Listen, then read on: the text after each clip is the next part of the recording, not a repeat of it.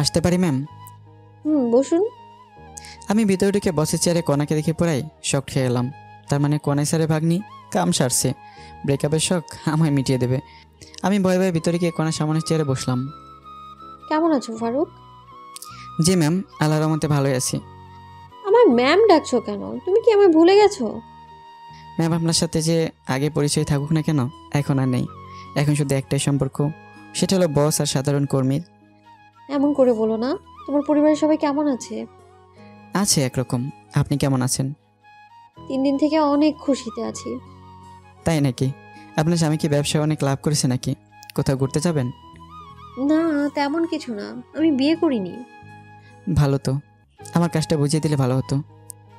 তোমার কাজ হচ্ছে সব সময় আমার সাথে থাকা। Okay ma'am. তুমি আর আগের সেই ফারুক নেই, যে ফারুক ছিল চঞ্চল আর বন্ধুদের সারা দিন মাতিয়ে রাখতো। আর তুমি এখন এত গম্ভীর কেমনে হয়েছো? সব বাস্তবতা ম্যাম। আমি জানি তুমি আমার সাথে চাপে পড়ে ব্রেকআপ করেছো, কিন্তু কেন করেছো বলবা প্লিজ? আর ওসব কথা বাদ দেন ম্যাম, আমার কেবিন দেখিয়ে দিন। দাঁড়া, আমি আসছি। কণা বাইরে গেল। আমি কণার কেবিনটা দেখতেছি। অনেক সুন্দর আর সব সাজানো, একদম কণার মতো। রুমটি থাই গ্লাস দিয়ে ঘেরা। ভেতর থেকে সব দেখা গেল, বাইরে থেকে দেখা সম্ভব না। আমি বসে আছি চেয়ারে। প্রায় 10 মিনিট পর আসলো হাতে কি যেন একটা নিয়ে। চেয়ারে বসে, বলো না, এতদিন কোথায় ছিলে তুমি আর তোমার ফ্যামিলি? ম্যাম আমি গ্রামে ছিলাম, আমি আমার কেবিনে যাচ্ছি ম্যাম। আর আমার ম্যাম বলবি বল? তো তাহলে কি বলে ডাকবো? নাম ধরে অথবা জান পাখি, যা ইচ্ছা বলে ডাকবা। এ হয় না ম্যাম। আরেকবার ম্যাম বল, গলা নামিয়ে দিব একবার। তারপর তোকে গুম করে দিব, কেউ টেরও পাবে না। ওকে, বলবো না। আর নাম ধরে ডাকবো না, তুমি করে বলবো। এই তো ঠিক আছে। এবার তো গলা ছেড়ে দাও। দাঁড়াও, আরো কথার উত্তর দাও আমাকে। কি কথা? আমার সাথে বিনা কারণে ব্রেকআপ কেন করেছো? বাধ্য হয়েছে করতে। আমার পরিবার তো রাজি ছিল তোমার আমার সম্পর্কে, তোমার পরিবারও ছিল, কিন্তু তুমি ব্রেকআপ কেন করলে? কেউ তো তোমায় চাপ দেয়নি। আর তুমি বিসিএসও দিলা না। কেন? এসব বলা সম্ভব না, প্লিজ। বলো না হলে। ইস, আসতে বলতেছি তো, ছেড়ে দিলে বলবো। ওকে। আমি উঠে দৌড় দিয়ে বাইরে যাওয়ার জন্য দরজায় গেলাম। এ কি, দরজা লক করা। কোনা দেখি মুচকি আসতেছে। তুমি ভালো ভালো সব কথার উত্তর দিলে কিছুই বলবো না। হুম। বাধ্য হয়ে চেয়ারে বসে, বলো তাহলে, শুরু থেকে বলো। আমার নাম মোহাম্মদ ওমর ফারুক। আমি ছোট বোন আর বাবা মাকে নিয়ে আমাদের ছোট্ট সংসার। আমাদের পরিবার সুখে চলছিল। আব্বু বেসরকারি কোম্পানিতে জব করত, ভালো বেতন পেত। আমি ঢাকা বিশ্ববিদ্যালয়ের 4র্থ বর্ষের ছাত্র। পড়ালেখায় ভালো ছিলাম, তাই মাস্টার্স পাসের পর বিসিএস এর প্রস্তুতির কথা ভাবছিলাম। আর ছোট বোন প্রাইভেট প্রতিষ্ঠানে পড়তো। ওর নাম তানহা। তানহা মেধাবী ছাত্রী। যাই হোক, আমরা অনেক সুখে ছিলাম। কিন্তু সুখের মাঝে কালো ধোঁয়া নেমে আসলো। আমার অনার্স ফাইনাল পরীক্ষার 3 মাস আগে হঠাৎ করে আব্বু স্ট্রোক করে বসে। আব্বু এতটা অসুস্থ হয়ে পড়ে যে কাজ করা তো দূরের কথা, উঠে দাঁড়াতেও পারতো না। আব্বু যে কোম্পানিতে জব করতো, সেখান থেকে 2 লাখ টাকা দিয়ে আব্বুকে বের করে দেয়। আর আমার উপর সম্পূর্ণ পরিবারের দায়িত্ব এসে যায়। তাই কোনো মতে অনার্স পাসের পর চাকরি পেছনে লেগে পড়ি। কিন্তু চাকরি না পেয়ে টিউশনি করিয়ে নিজে চলছি এবং পরিবারকেও চালিয়েছি। এখানে অনেক খরচ, তাই জন্য সবাইকে গ্রামে পাঠিয়ে দিলাম। টিউশনির টাকা দিয়ে নিজে চলি এবং বাসায় টাকা পাঠাই। কয়েকটা ব্যাচ পড়ে আমি। সায়েন্স নিয়ে পড়ছি আমি, তাই স্টুডেন্ট অনেক। সামনে অনার্স ফাইনাল, হাতে 2 মাস সময় আছে। আমি আদিলের বাসার নোট দিতে গিয়েছি। বাসায় এসে দেখি আমার ছোটো বোন কান্না করতেছে। রুমে গিয়ে দেখি আব্বু অচেতন আর আম্মু মাথায় পানি ঢালতেছে। আমি যখন বুঝতে পারলাম কিছু হয়েছে, তখন আব্বুকে দ্রুত হাসপাতালে ভর্তি করাই। তারপর? আর কি, ডাক্তার বের হয়ে বললো আব্বু স্ট্রোক করেছে। আব্বু কর্ম করতে পারবে না, চলতে পারবে না, এক কথায় অকেজো। পুরো পরিবারের দায়িত্ব তখন আমার উপর। আমার সামনে পরীক্ষা। আব্বুর অফিস থেকে 2 লাখ টাকা দিল। আর ঢাকায় তো অনেক খরচ। আর ছোটো বোনের স্কুল ফি, আব্বুর ওষুধ সহ প্রত্যেক মাসে অনেক টাকা যেত। তাই সবাইকে গ্রামে পাঠিয়ে দিলাম আর আমি প্রাইভেট পড়ানো শুরু করলাম। তখন তুমি কিছুই জানোনি, আমি বলিনি তোমায়। তোমার স্বপ্নগুলো চুরমার হয়ে গেল আর তুমি আবার প্রেশার দেওয়া শুরু করলা, সময় দেয় না ইত্যাদি। তাই বাধ্য হয়ে তোমার সামান্য একটা ভুল ধরেই ব্রেকআপ করে দিয়েছি, কারণ তখন আর আমার কোনো উপায় ছিল না। সাবাস, খুব ভালো কাজ করেছো। কুত্তা কোথাকার, আমি কি তোমায় ভালোবাসতাম না? আমায় একবার বলে কি হতো যে তোমার বাসায় এত বড় একটা ঘটনা ঘটে গেছে? তার জন্য দুঃখিত। এখন আঙ্কেলের কি অবস্থা? ডাক্তার বলেছে 5 বছরের মধ্যে যদি অপারেশন করতে পারি তাহলে সম্পূর্ণ সুস্থ হয়ে যাবে। তার জন্য 20 লাখ টাকা লাগবে, আর আমার পক্ষে 20 লাখ টাকা জোগাড় করা সম্ভব না, তাই হাল ছেড়ে দিয়েছি। আমি দিলে নিবে কি? করুণা করছো আমায়? দেখো, করুণা করছি না। আমি জানি যদি আমি তোমার টাকা দিতে চাই তুমি নিবে না, তাই অফিস থেকে লোনের ব্যবস্থা করব। তাহলে আমি রাজি। ওকে, এখন চলো তোমার কাজ শিখিয়ে দিই। ওকে। কোন আমাকে আমার কেবিনে নিয়ে আসলো, তারপর কম্পিউটারে ছক তৈরি করা শেখাচ্ছে। আমি এই সাবজেক্ট নিয়ে পড়েছি, তাই অভিজ্ঞতা আছে, দ্রুতই শিখে নিলাম। কোনা আমার বাকি কাজ কমপ্লিট করতে বলে চলে গেল। আমি কাজ করতে লাগলাম, তখন একটা অপরিচিত মেয়ে রুমে ঢুকলো। Hello, hello. কথা বলার ইচ্ছে নেই, তবুও ভদ্রতার খাতিরে বললাম, আমি লিপি। আপনার নাম? আমার নাম ফারুক। আপনি পড়ালেখা কোথা থেকে করেছেন? ঢাকা ইউনিভার্সিটি থেকে। আপনি? জাহাঙ্গীরনগর থেকে। আপনি রিলেশন করেন না? করতাম, কিন্তু ব্রেকআপ হয়েছে। ভালো তো। হুম। আপনি কথা কম বলেন কেন? ভালো লাগে তাই। আপনি অনেক হ্যান্ডসাম। ধন্যবাদ। আমরা কি একে অপরকে তুমি করে বলতে পারি? আপনি পারবেন, কিন্তু আমি আপনি করেই বলবো। তা কি করে হয়? এমনি যদি পারেন করবেন, না হলে নেই। চেষ্টা করব। আমি আবার কাজে মনোযোগ দিলাম, আর এদিকে লিপি বকবক করে যাচ্ছে। আমি মাঝে মাঝে করতেছি। জানি না কাজ কতক্ষণ করেছি। একটু পর কণা আসলো আমার রুমে চেক করার জন্য। রুমে এসে লিপিকে দেখে লিপির সামনে গিয়ে, এখানে কি করেন আপনি? জি ম্যাম, নতুন কলিগ আসছে তাই পরিচয় হতে আসলাম। নতুন কলিগ আসলেই কি পরিচিত হতে হবে? আপনার কাজ নেই কোনো? জি ম্যাম, শেষ হয়েছে। এখনই আমার কেবিনে আসবেন, অনেক কাজ পড়ে আছে। আর আপনি বলেন কাজ নেই? ওকে ম্যাম, আমি আসতেছি। ওকে, আপনি আমার ক্যাবিনে যান। কাজ করতে কোনো সমস্যা হলে আমাকে বলো। অনেকদিন পর কম্পিউটারে এসব কাজ করতেছি। প্রথমে একটু সমস্যা হলেও এখন একটু ভালোভাবে করতে পারতেছি। যেগুলো কাজ দিলাম কতক্ষণ লাগবে সেগুলো করতে? যদি টানা করি তাহলে আর 2 ঘন্টায় হবে। ভালো তো, আমি তো ভেবেছিলাম আজ সারাদিন লাগবে কাজটা করতে। না ম্যাম, লাঞ্চের পর কাজ শুরু করলেই হয়ে যাবে। আর কতক্ষণ আছে লাঞ্চের দেখো তো। ও শিট, আর মাত্র 20 মিনিট আছে লাঞ্চের।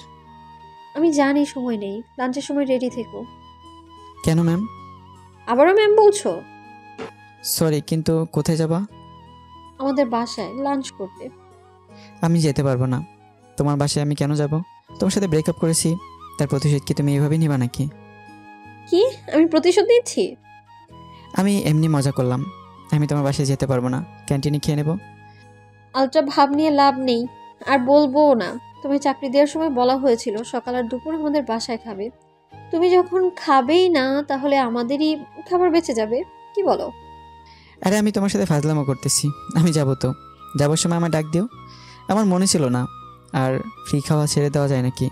আর ক্যান্টিনে খেলে তো একেবারে কমপক্ষে 150 টাকা যাবে। আচ্ছা, ডাক দিব। এখন মনোযোগ দিয়ে কাজ করো, ফাঁকিবাজি চলবে না কিন্তু। Okay ma'am. আবারও কেন ম্যাম বললা? আপনি তো ম্যামের মতো করে আদেশ করলেন, তাই ম্যাম বলছি। যাই বলো, কিন্তু ম্যাম বলবা না। তাহলে আপামনি বলি। কাজ করা বাদ দিয়ে একটু বসলাম, যে ফাজলামো একটু করি। তোকে তো। কনা কেবিন থেকে বেরিয়ে যাওয়ার পর আমি কাজে মনোযোগ দিলাম। আসলে আমার কাজ অল্প, সপ্তাহে একদিন যদি মনোযোগ দিয়ে কাজ করি তাহলেই হবে, বাকি যদি না করলেও সমস্যা নেই। যাই হোক, আমি কাজ করতে লাগলাম, আর ওদিকে কণা নিজের কেবিনে প্রবেশ করলো। কণা দেখলো লিপি সামনে চেয়ারে বসে আছে। কণা বসে সিটে বসে, সরি মামা, দেরি করার জন্য। ব্যাপার না মামা, তোদের দুজনের কাহিনী এতক্ষণ সিসিটিভিতে দেখলাম। এটা কিন্তু তোর ঠিক হয়নি। যাই হোক, কেমন দেখলি? মামা সেই, তুই একে কোথায় পেয়েছিস? আমি তো ক্রাশ খাইছি। তুই যদি না রিলেশন করিস আমায় বল, আমি এক্ষুনি প্রপোজ করব। একটা লাথি খাবি। ওকে আমি অনেক ভালোবাসি, ওর দিকে চোখ দিলে না তোর আদনানকে সব বলে দিব। কল দিলেও সমস্যা নেই। আমি ফারুককে যদি পাই তাহলে আদনান লিপির ববকে এমনিতেই ছেড়ে দিতাম। ওকে, তাহলে কল দিলাম। আরে পাল নাকি, কল কেটে দে। তোর ফারুককে তুই রাখবই। বলেই কনার হাত থেকে ফোন নিয়ে কেটে দিল। এই তো গুড গার্ল। একটু পর লাঞ্চ করতে হবে, তুই তোর ক্যাবিনে যা, আমি বাসায় যাব। ওকে, ট্রিট কবে দিবি সে কথা বল। চিন্তা করিস না, কয়েকদিনের মধ্যে ট্রিট পাবি। ওকে মামা, আমি আছি। ওকে। তারপর লিপি নিজের কেবিনে চলে গেল, আর কণা টেবিলের ওপর থাকা একটা ফাইল মনোযোগ দিয়ে দেখতে লাগলো। এবার লিপির পরিচয় দিয়ে নেই। লিপি আর কণা এখন ঘনিষ্ঠ বন্ধু এবং দুঃসম্পর্কের বোন হয়। লিপি আর কণা ভালো বন্ধু, কিন্তু অফিসে দেখে কখনো বোঝা যাবে না ওরা বেস্ট ফ্রেন্ড। লাঞ্চের সময় হলো, তখন কণা কেবিন থেকে বেরোলো। কণা নিজের কেবিন থেকে আমার কেবিনে এসে, লাঞ্চের সময় হয়েছে, যাবে চলো। চলো বলে কম্পিউটার বন্ধ করলাম। ওকে আসো। কণা গাড়ির কাছে গেল, আমি পিছন পিছন গেলাম। কণা ড্রাইভার কাকাকে ছুটি দিয়ে দিল। কাকাকে ছুটি দিলা কেন? তুমি চালাবা তাই? পারি না তো আমি গাড়ি চালাতে। তোমাকে গাড়ি চালানো শিখতে হবে। আমার শেখা লাগবে না, আমি ড্রাইভারি করব না। তাহলে আমার ড্রাইভার কে হবে? বুঝলাম না, কি বললা আরেকবার বলো তো। না কিছু না। তোমার ড্রাইভার মানে কি বোঝাতে চাচ্ছ তুমি? তুমি যা বোঝো তাই। এখন গাড়িতে ওঠো, প্রচুর ক্ষুধা লাগছে, বাসা যাওয়া লাগবে তো। আচ্ছা চলো। তারপর কণা ড্রাইভারের সিটে বসলো, আর আমি পিছনের সিটে বসলাম। তখনই, তুমি পিছনে বসলা কেন? তাহলে কোথায় বসবো? আমাকে কি তোমার ড্রাইভার মনে হয়? সামনে বসো। আচ্ছা, আমি সামনে গিয়ে বসলাম, আর কণা গাড়ি চালাতে লাগলো। প্রায় 20 মিনিট পর একটা বাড়ির সামনে আসলাম। দারোয়ান গেট খুলে দিল, আর কণা গাড়ির ভিতরে ঢুকলো। বাসাটা দোতলা, বাইরে থেকে দেখতে অনেক সুন্দর, না জানি ভিতরে আরও কেমন। যাই হোক, গাড়ি থেকে নেমে কণা বাসার ভিতরে ঢুকলো, আর আমি এর পিছনে। তখন একজন ভদ্র মহিলা আসলো। আসসালামু আলাইকুম। ও সালাম। কে রে মা এই ছেলে? ওর নাম ফারুক, আমার পিএ। আর ফারুক উনি আমার আম্মু। বাবা তুমি বসো, আমি আসতেছি। আর কণা শুনে যা তো। ঠিক আছে। আমি বসে ফোন টিপতে লাগলাম, আর ওদিকে কণাকে ওর আম্মু বেডরুমে নিয়ে গেল। কণা, এই নামটা কেমন জানো তোর মুখে শুনেছি। ওমর ফারুক। ওই বজ্জাত ছেলে যে তোকে ছেড়ে চলে গেছে, সেই ছেলে এই ছেলে নাকি? আম্মু। দাঁড়া, একে এক্ষুনি ঘাত ধরে বের করে দেব। আম্মু দাঁড়াও, তুমি জানো না ফারুক তখন কোন পরিস্থিতিতে ছিল। ওই পরিস্থিতিতে যে কেউ এই কাজটাই করতো। কি হয়েছিল সেটা বল তাড়াতাড়ি। শোনো তাহলে। তুই কি ফারুককে এখনো ভালোবাসিস? আম্মু, ওর জন্যই আমি এখনো কোনো রিলেশনে জড়াইনি। ফারুক কি পরে আরও রিলেশনে গিয়েছিল? আর আমি ওকে গিয়ে বলে দেই তুই ওকে ভালোবাসিস? পাগল নাকি? তাহলে এইভাবে দুকে দুকে মরবি নাকি? আম্মু, ওকে অনেক দিন পর খুঁজে পেয়েছি, একটু সময় যাক। আর ওর মাথার উপর অনেক চাপ। ওকে, সমস্যা নেই, তবে একটা জিনিস মাথায় রাখবি, ভালোবাসা হারিয়ে ফেলিস না। এখন কথা না বলে জামাই আসছে, খাওয়াও আগে। মনে ছিল না, চল টেবিলে। ছেলেটা মনে হয় বসে আছে। চলো। আমি বসে আছি, তখনই কণার আন্টি আসলো। বাবা, দেরি করবার জন্য দুঃখিত। আন্টি কি বলেন এগুলো? আমি ম্যামের শুধু পেয়ে আমাকে সরি বলছেন কেন? আর দেরি হতে পারে। টেবিলে বসো। বসো। আপনিও চলেন ম্যাম। চলো। আন্টি আপনিও বসেন। না বাবা, আমি লাঞ্চ করেছি, এখন তুমি করো। আপনি করেছেন তো? যাই হোক, আর বকবক না করি। খাওয়া শেষে আন্টির হাতের পাকের অনেক প্রশংসা করলাম, কারণ মুরগির মাংস সুন্দর হয়েছিল। তারপর কণা আমাকে ওদের বাসা দেখাতে নিয়ে গেল। বাসাটা দোতলা, নিচতলায় 3 রুম আর একটা কার রাখার জায়গা।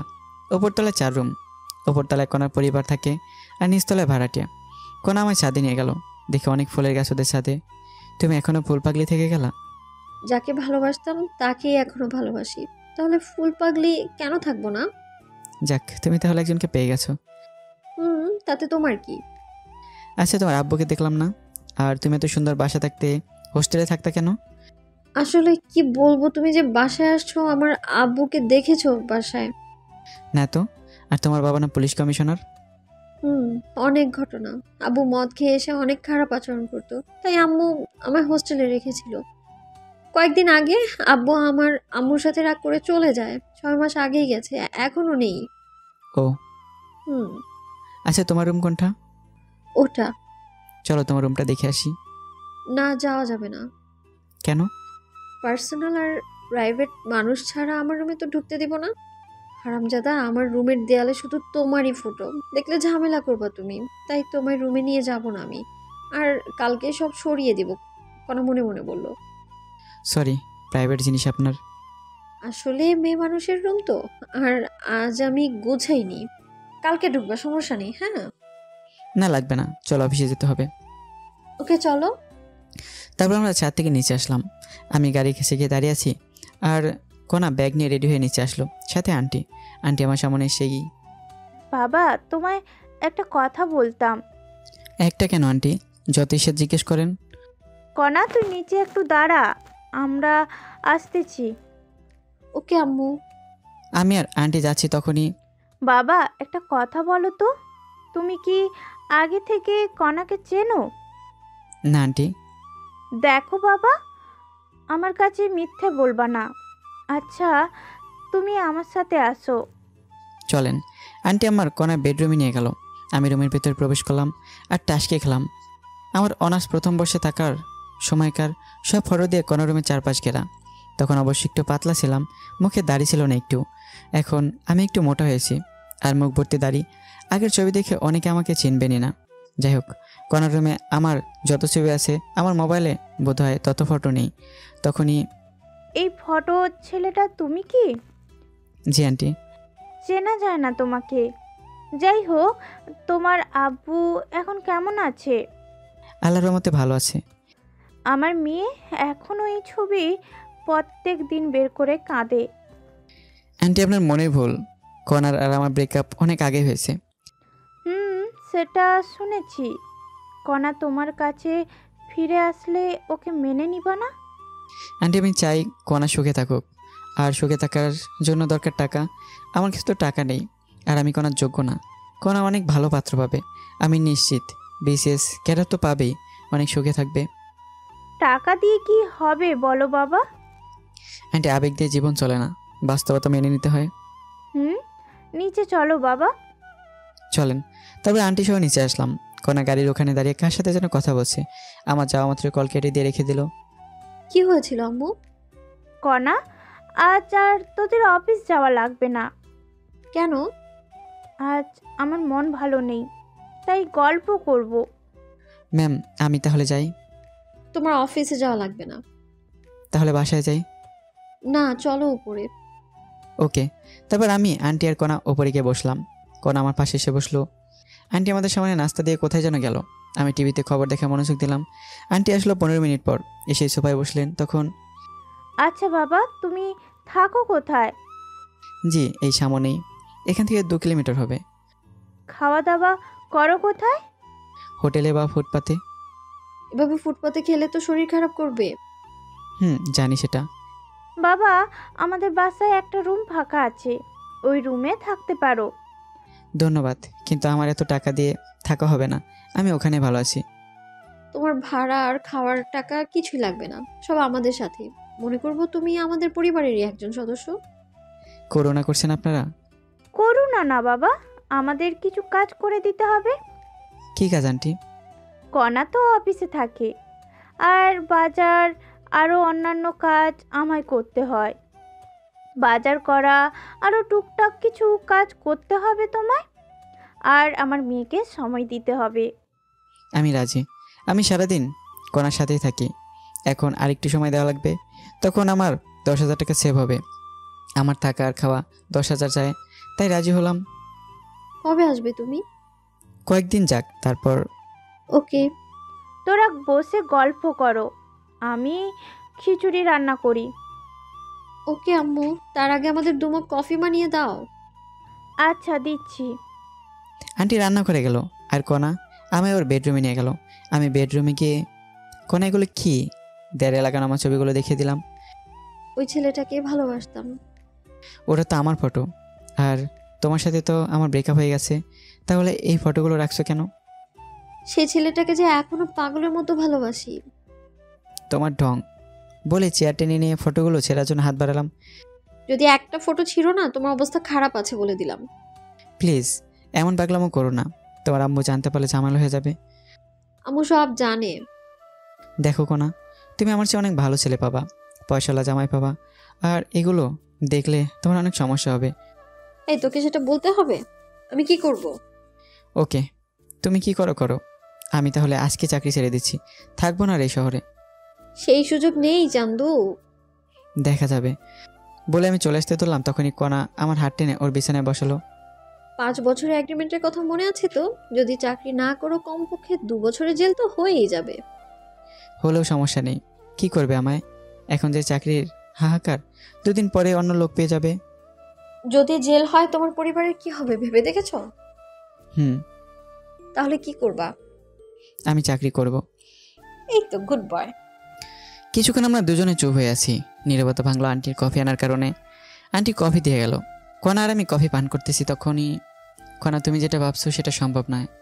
তুমি অন্য কাউকে ভালোবাসো? আমি তোমাকে অনেক ভালোবাসতাম, কিন্তু আমি পরিস্থিতির শিকার। আমি জানি। আর আমি তোমার আব্বু আর আমার হবু শ্বশুরের চিকিৎসা করাবো। তুমি আবার কিছুদিন পর খোটা দিবা। আমার কি এমন মনে হয় তোমার? কয়েকদিন সময় দাও আমায়। ওকে চলো ছাদে যাই। না, আমি বাসায় যাব। আম্মু রান্না করছে, খেয়ে যাবা। দেখো তো কত দূর হলো। ওকে। কণা নিচে চলে গেল। আর আমি ভাবতেছি, কণাকে আমারই আগে পছন্দ হয়েছিল, তারপর ভালোবেসেছিলাম, অনেকদিন পিছনেও ঘুরেছি, অনেক থাপ্পড় খেয়েছি, তবুও বেহায়ের মতো পিছনে ঘুরতাম।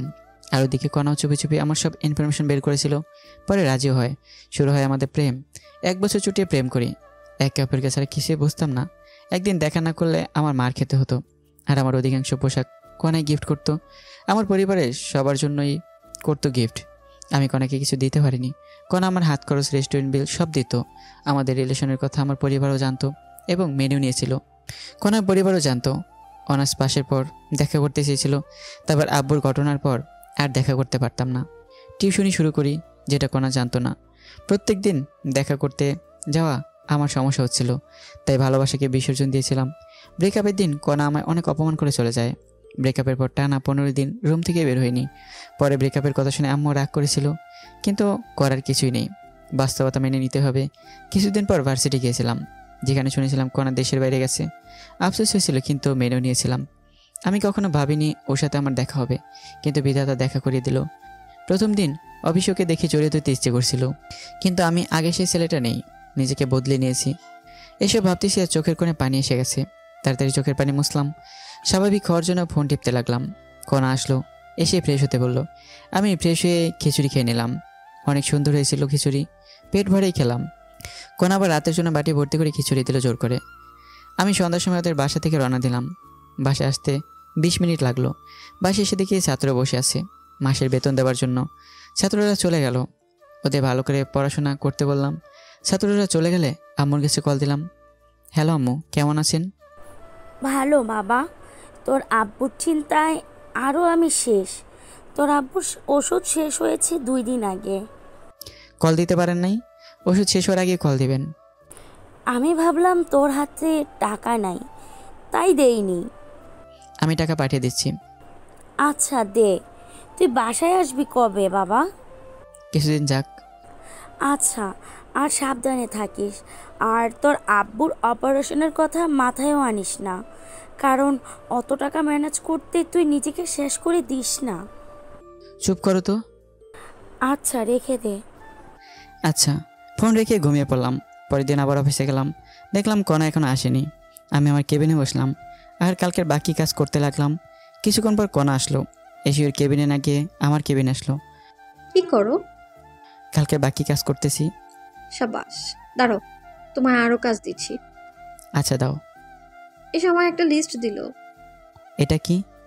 মাসের শুরু এখন, এতদিন আয়ের হিসাব করে ফাইল বানিয়েছো, এখন কর্মচারীদের বেতনের ফাইল বানাও, ভুল যেন না হয়।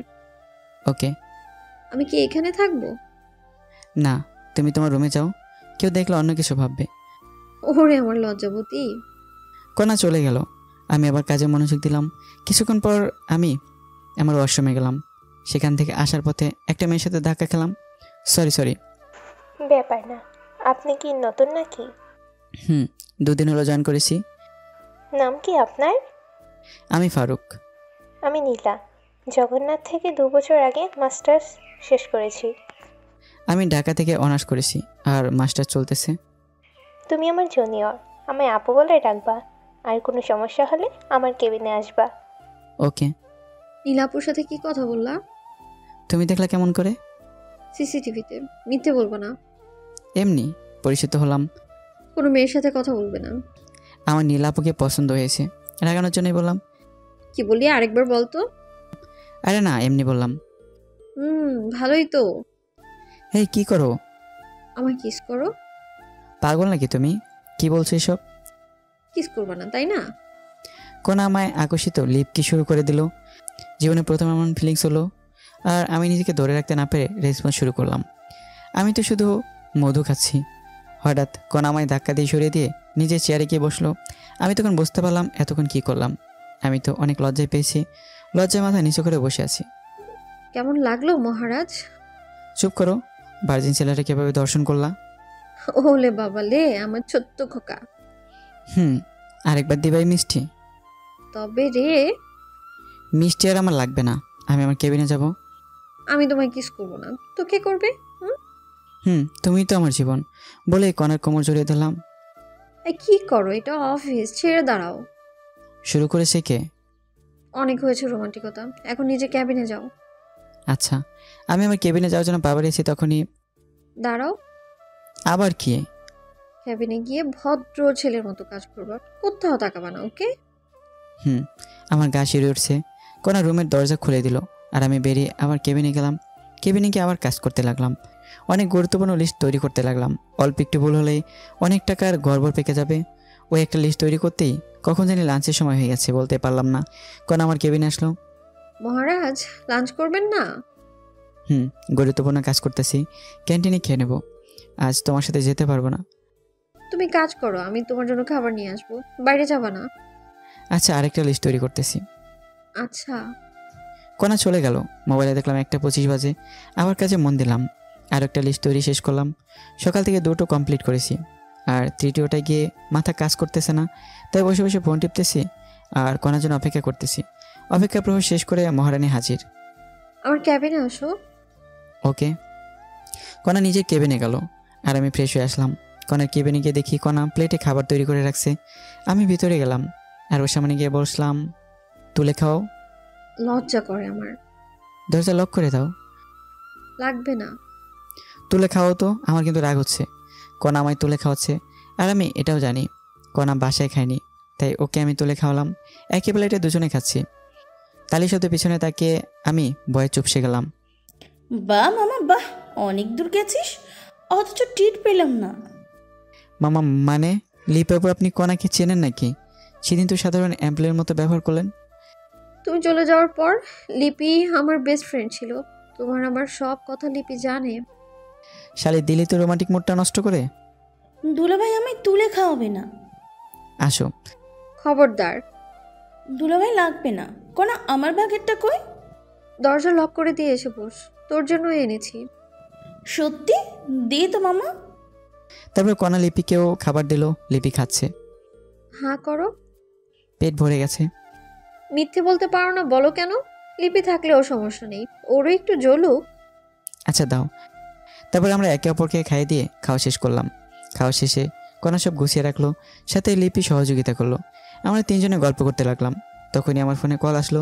পকেট থেকে ফোন বের করে দেখি আম্মু কল দিয়েছে। কোনা লিপিকে চুপ থাকতে বলে আমি আম্মুর কল ধরলাম। তুই কোথায় বাবা? আমি অফিসে আছি আম্মু। কেন, কোনো সমস্যা হয়েছে কি?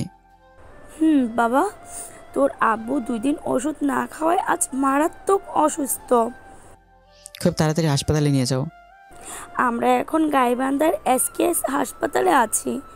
ওরও বলল তোর আব্বুর অবস্থা খারাপের দিকে যাচ্ছে। কি বললো ডাক্তার? 1 মাসের ভেতরে অপারেশন না করালে তোর আব্বুকে বাঁচানো যাবে না। আব্বুর কিছু হবে না, আমি আছি তো। কাল তুই বাসায় আয়। আচ্ছা রাখি। ফোনটা কেটে ছোপায় বসলাম। কোনা লিপি কি জিজ্ঞেস করলো তা শুনতেই পারলাম না। আমার কাছে 1 টাকাও ক্যাশ নেই, অথচ আজকের মধ্যে 20 লাখ টাকা লাগবে। কোথায় পাবো আমি এত টাকা? মাথায় শুধু টাকার চিন্তা, আর মুখেও টাকা আর টাকা। টেনশনে আমার মাথা ধরে আসলো। তারপর আমি জ্ঞান হারিয়ে ফেলি। তারপর কি হয়েছে আমার মনে নেই। যখন আমি স্বাভাবিক অবস্থায় আসি তখন আমি দেখলাম আমি হাসপাতালে। আমার মাথার কাছে কোনা বসা, সামনের বেঞ্চে লিপি আর আন্টি বসে আছে। আমি এখানে কেমনে আসলাম? তোমার ফোন আসার পর তুমি অজ্ঞান হয়ে গেছো, তারপর আমি আর লিপি অফিসের সবার সহযোগিতা হসপিটালে নিয়ে আসলাম। 1 ঘন্টা পর জ্ঞান ফিরলো।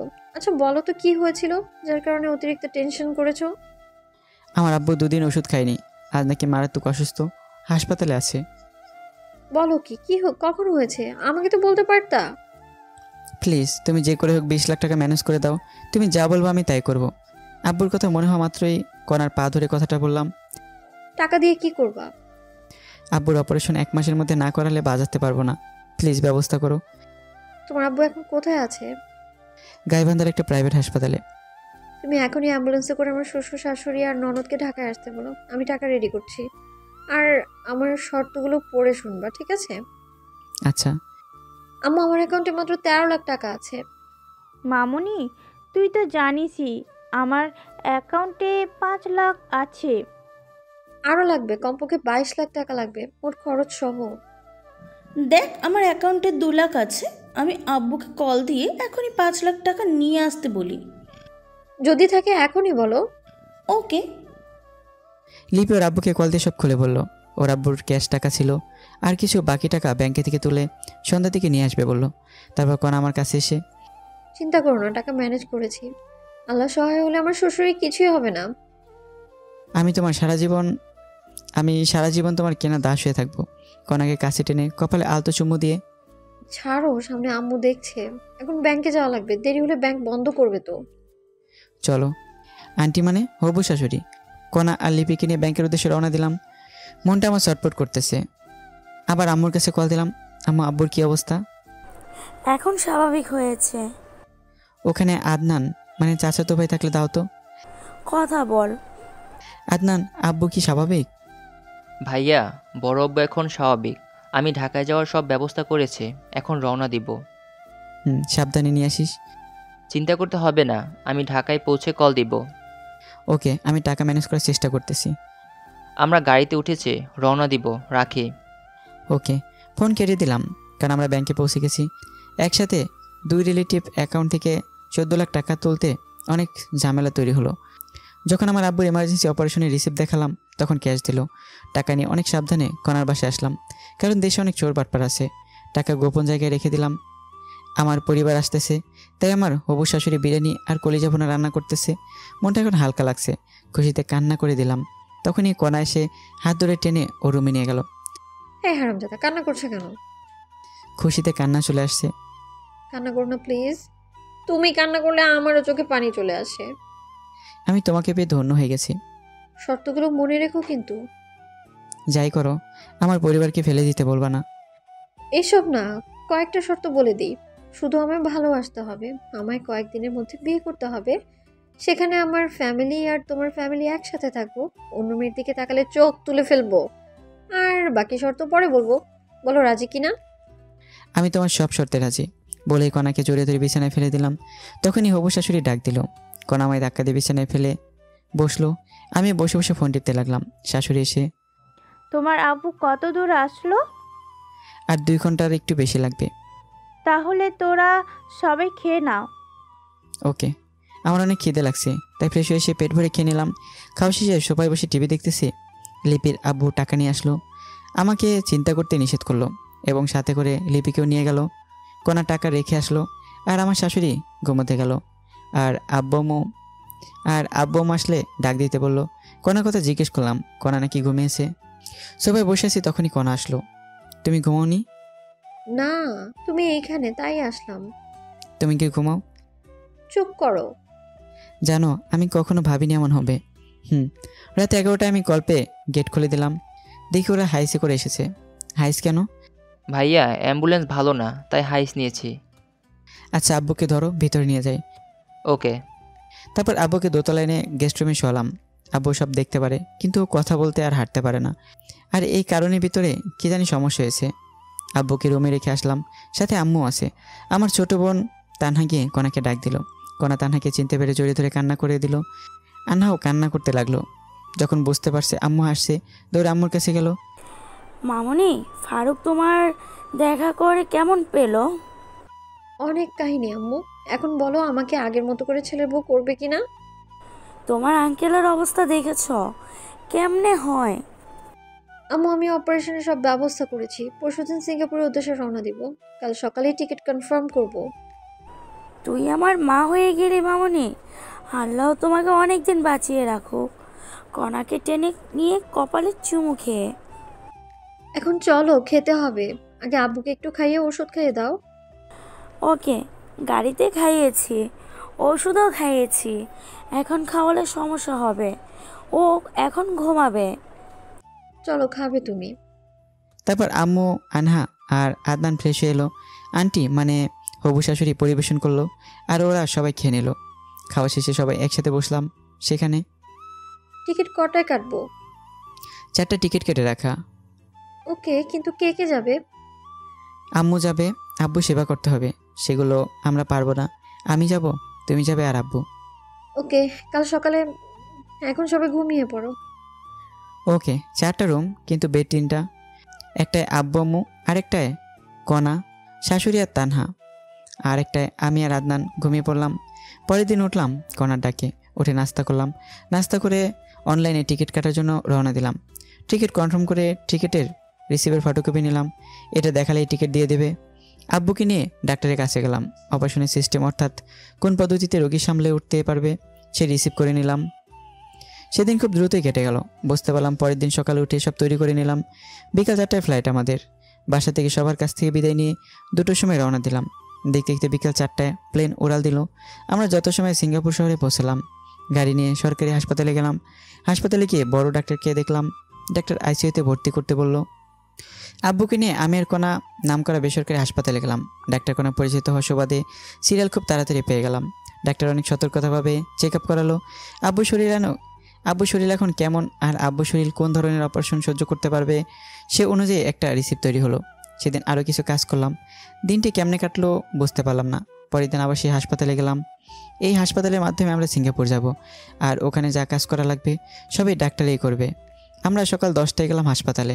আবার রিসিপ্ট নিয়ে ব্যাংকে গিয়ে 20 লাখ টাকা ডোনেট করলাম। টাকা ডোনেট করার পর রিসিপ্ট নিয়ে বাসায় আসলাম। আমাদের বিকাল 4টায় ফ্লাইট, তাই আমরা রেডি হলাম। টিকিট অবশ্য কাটা ছিল আমাদের। আমরা রওনা দিলাম দুপুর 2টায়। যত সময় প্লেন ওড়াল দিল। দীর্ঘ 6 ঘন্টা পর আমরা সিঙ্গাপুরে মাটিতে পা রাখলাম। আমরা সরাসরি হাসপাতালে চলে গেলাম। আমাদের কাছ থেকে রিসিপ্ট জমা নিল এবং আব্বুকে ভিতরে নিয়ে গেল। কিছুক্ষণ পর এসে অভিভাবক অর্থাৎ সাদা স্ট্যাম্পে আমার স্বাক্ষর নিল। স্বাক্ষর করা শেষ হয়ে চলে গেল। অপারেশন শুরু হলো। আমরা বাইরে দাঁড়িয়ে আছি। আমাদের শুধু কান্নাই করছে, থামছে না কিছুতেই। আমারও কান্না আসতেছে, কিন্তু আমায় শক্ত হয়ে থাকতে হবে। আমি যদি কান্না করি তাহলে আম্মুকে আটকানোই যাবে না। আমি শুধু মনে মনে আল্লাহর নাম নিচ্ছি। আম্মু কান্না করতে করতে ক্লান্ত হয়ে ব্রেঞ্চের উপর ঘুমিয়ে পড়েছে। কণা আম্মুর মাথা নিজের কোলে রেখে বসে আছে আর আমি অপারেশন থিয়েটারের দরজার সামনে দাঁড়িয়ে আছি। আমার চোখের কোণে পানি এসে গেছে। আব্বুর কিছু কথা আমার মনে উঠে গেল। যাই হোক, প্রায় 3 ঘন্টা পর একজন দরজা খুলল। খুলেই, কে আপনি? আমি রোগীর আত্মীয়। কেন? একটা ভালো খবর আছে। কী সেই খবর স্যার, একটু বলেন। অপারেশন সাকসেসফুল, রোগী সম্পূর্ণ বিপদমুক্ত ইনশাল্লাহ। সত্যি আব্বুর কিছু হয়নি? বলেই দৌড়ে গেলাম রুমের ভেতর। এখন দেখা করতে পারবেন না। রোগীর জ্ঞান ফিরতে সময় লাগবে, কমপক্ষে 48 ঘন্টা। আর রোগীকে ঘুমের ইঞ্জেকশন দেয়া আছে, ডিস্টার্ব করবেন না রোগীকে। Okay sir. আর শোনো, তোমার আব্বু একা হাঁটতে 10 দিনের মতো সময় নেবে, কিন্তু কণ্ঠস্বর ঠিক আছে। জ্ঞান ফেরার 24 ঘন্টার ভেতরেই কথা বলতে পারবে ইনশাল্লাহ। ও আচ্ছা স্যার। আমার চেম্বারে আসো, কিছু ঔষধ লিখে দিচ্ছি, 1 মাস খাওয়াতে হবে। ওকে চলেন। ও আরেকটা কথা বলি, এগুলো কথা সব ইংরেজিতেই হয়েছে, তো আমি বাংলাতেই বললাম। তারপর আমি ডাক্তারের কেবিনে গেলাম। ডাক্তার আমাকে কিছু নির্দেশনা দিলেন। সেগুলো হলো, আব্বুকে কখনো প্রেশার দেওয়া যাবে না, কোনো টেনশন করানো যাবে না। সুস্থ হলে সব কাজ করতে পারবে, সেক্ষেত্রে কোনো সমস্যা হবে না। আর আব্বুর জ্ঞান ফিরবে 48 ঘন্টার মধ্যে। কয়েকদিন কথা বলতে পারবে না, আর কয়েকদিন হেঁটে নিয়ে বেড়াতে হবে, যেমন করে আমরা ছোটো বাচ্চাদের হাঁটা শেখাই। আর কিছু ওষুধ লিখে দিলেন, যেগুলো কমপক্ষে 6 মাস সেবন করতে হবে। যাই হোক, আম্মু কান্না করতে করতে ক্লান্ত হয়ে ঘুমিয়ে পড়েছে। আব্বুর যে অপারেশন শেষ হয়েছে সে কথা আম্মু আর কণা এখনও জানতে পারিনি। তাই ডাক্তারের কাছ থেকে প্রেসক্রিপশন নিলাম। সেখান থেকে আম্মু আর কণা যেখানে বসে আছে সেখানে গেলাম। আম্মুকে ডেকে তুললাম, সাথে কণা উঠল। আম্মুর ঘুম ভাঙা মাত্রই, বাবা তোর আব্বু কোথায়? ভেতরে আছে। অপারেশন তো শেষ হয়েছে, তাই না? অপারেশন শেষ হয়েছে। তোর আব্বু কোথায় সেটা আগে বল। অপারেশন সাকসেসফুল হয়েছে, 48 ঘন্টা আব্বুকে ডিস্টার্ব করা যাবে না? সত্যি বাবা, আমি শুধু দেখেই চলে আসব। আমাকে নিয়ে চল বাবা। আমিও যাব। চলো, কিন্তু শব্দ করলে আব্বুর মাথায় সমস্যা হতে পারে। আচ্ছা। তারপর আমি কেবিনে ঢুকলাম, সাথে আম্মু এবং কণাও আছে। কণা ঢুকে আব্বুর পালস চেক করলো, আর আম্মু ঢুকে আব্বুর শরীরে হাত রেখে দেখলো। তারপর আম্মু, এবার বাইরে চলো। আমি বাইরে যাব না বাবা, তোরা বাইরে যা। সমস্যা হতে পারে আম্মু। বললাম তো কোনো সমস্যা হবে না, আমি কোনো শব্দ করব না। আচ্ছা বসে থাকো, আমরা বাইরে আছি। আব্বুর পাশে একটা চেয়ার টেনে আম্মুকে বসিয়ে দিলাম। বাবা, তোরা দুজন কিছু খেয়ে আয়। আচ্ছা। আম্মু কেবিনে বসে আছে, আমি আর কণা বাইরে আসলাম। তখন, এই, তোমার কার্ডে কি টাকা আছে? রেখে দিয়েছি আমি। ও, রেখে দাও, টাকা লাগতে পারে বলে আমি বাইরে যাওয়ার জন্য পা বাড়ালাম। কোথায় যাচ্ছ তুমি? আমি খাবার কিনে আনতেছি। দাঁড়াও, মিথ্যে বলতে পারো না, বলো কেন? মিথ্যে বললাম? মিথ্যে বললাম কখন আমি? জানি তোমার কাছে কোনো টাকা নেই, এখান থেকে খাবার নিয়ে আসো। আচ্ছা, আসলে আমার কাছে 5,000 টাকা ছিল মাত্র। তুমি কোথায় থাকবা? কোথায় আবার? আম্মুর সাথে। ওকে। কণা আম্মুর কাছে থেকে গেল, আর আমি বাইরে গেলাম। সেখানে ভাত না পেয়ে বিরিয়ানি নিয়ে আসলাম। 4 প্যাকেট বিরিয়ানি নিয়ে আসলাম। এসেই, আম্মু এইদিকে এসে তুলে খাও আমাদের। আচ্ছা চল। তারপর আম্মু আমাকে আর কন্যাকে খাইয়ে দিচ্ছে, আর আমরা দুজন আবার আম্মুকে খাওয়াচ্ছি। খাওয়ার এক পর্যায়ে আজ আমি অনেক খুশি। আমি প্লাস কণা আমরাও। আজ আব্বুর অপারেশন হলে অনেক শান্তি লাগছে। সেটাই। কণা টাকা না দিলে সেটা হতো না কখনোই। তোর আব্বু সুস্থ হলে তোদের বিয়ে দেব। আগে আব্বু সুস্থ হোক। মেয়েদের মতো লজ্জা পাস কেন? আচ্ছা মামুনি, 3-4 মাস পর বিয়ে হলে কোনো সমস্যা হবে তোমার? আম্মু, আপনারা যখন দেবেন আমি তখনই রাজি, কিন্তু বাসায় গিয়ে ওর সাথে আমার রেজিস্ট্রি করে রাখতে হবে। আচ্ছা মামুনি, আমরা একটু সামলে উঠি। আর শোনো, তোমাদের তো কাল রাতে ঘুমও হলো না। এখানে যে বেঞ্চ আর ফাঁকা বেড আছে, ওখানে ঘুমিয়ে পড়ো। আচ্ছা। তারপর আমরা অনেক কষ্টে ঘুমালাম। ঘুম থেকে উঠলাম পরের দিন সকালে। সেদিনটাও কেটে গেল। পরের দিন উঠে ভালো লাগছিল না, তাই কণা কিনে বাইরে গেলাম। একটা পার্কে আমি আর কণা বসে আছি। তখন, আচ্ছা বলো, তোমার শর্তগুলো পূরণ করতে হবে না? যখন তুমি আমার কথা শুনবে না তখন বলবো। আচ্ছা বলে জড়িয়ে ধরলাম। তখন কণা একটা আইসক্রিমের বাসমান দোকান দেখে আইসক্রিমের বায়না ধরলো। মহারানী আইসক্রিম খাবে। আমি আইসক্রিম এনে দিলাম। আইসক্রিম আমার একেবারে অপছন্দ। আমাকে খেতে বললো, কিন্তু আমি খেলাম না। কণা আইসক্রিম খাচ্ছে ছোট বাচ্চাদের মতো করে। খাওয়া শেষে ঠোঁটে চারপাশে আইসক্রিম লেগে আছে। তোমার ঠোঁট মুছে ফেলো। আমি পারবো না। দেখো, ঠোঁট পরিষ্কার করো, নাহলে ঠোঁট কামড়ে ছিঁড়ে ফেলবো কিন্তু। ছিঁড়ে ফেলো, তোমার জন্যই তো রাখা। তারপর আর কি লাগে? ফায়দা যাকে বলে। কণাকে লিপ কিস করতে লাগলাম। কণা আমাকে জড়িয়ে তোলো। ওর ঠোঁটে আর এক বিন্দু আইসক্রিম লেগে নেই, তবুও আমি ছাড়লাম না ওকে। তারপর ধীরে ধীরে গলায় কিস করলাম। তখনই কণা কেঁপে উঠে আমার জড়িয়ে ধরলো। আমি আবার শুরু করলাম। তখনই পিছন থেকে, এই আপনারা শিশু পার্কে এসব কি করেন? জরিমানা ধরা হবে কিন্তু। দুঃখিত, আমরা যাচ্ছি। তারপর আরও কিছুক্ষণ ঘুরলাম। সন্ধ্যার দিকে আম্মুর জন্য খাবার নিয়ে হাসপাতালে আসলাম। হাসপাতালে এসে দেখি আব্বু হাতে নাড়াচাড়া করছে। তখনই আমি ডাক্তারকে ডেকে আনলাম। ডাক্তার আব্বুকে চেক আপ করে বলল, can't believe this. Any problem doctor? না, একটা সুখবর আছে। কী সে খবর? আসলে আপনার আব্বুর শরীরে অনেক ধরনের জিন বিদ্যমান, তাই আপনার আব্বুর অভিযোজন ক্ষমতাও বেশি। খুব সহজে সব পরিবেশ খাপ খাইয়ে নিতে পারে। আপনার আব্বুর যেসব এনজাইমের জন্য আপনার আব্বুর শরীরে ভারসাম্য ফিরে পেয়েছি, কিন্তু এখনও জ্ঞান ফেরেনি, আর কথা বলতে পারবে কিছুক্ষণ পর। সত্যি ডাক্তার? আর ঘুমের ঔষধ দিইনি, কিছুক্ষণের মধ্যেই আপনার আব্বুর ঘুম ভেঙে যাবে। ভালো কিছু খাইয়ে দিয়েন, আমি আসি এখন। ওকে। তারপর ডাক্তার চলে গেল। আমি অনেক খুশি, আব্বু আবার আগের মতো চলতে পারবে। যাই হোক, আব্বুর জ্ঞান রাত 2টোর দিকে আসলো। ওঠা মাত্র আব্বুকে বাইরে থেকে আনা খাবার খাওয়ালাম। ওষুধ খাইয়ে দিয়ে আব্বুকে রেস্ট নিতে দিলাম। আব্বু হাত পা নাড়াতে পারে, কিন্তু পা ফেলতে ভয় পায়। আর কথা বলার চেষ্টা করে, মুখ দিয়েও বাতাস বের হয়, কিন্তু আওয়াজটা বের হয় না। যাই হোক, আমি আর আম্মু মিলে আব্বুকে কিছুক্ষণ হাঁটালাম। তারপর আবার রেস্ট নিতে দিলাম।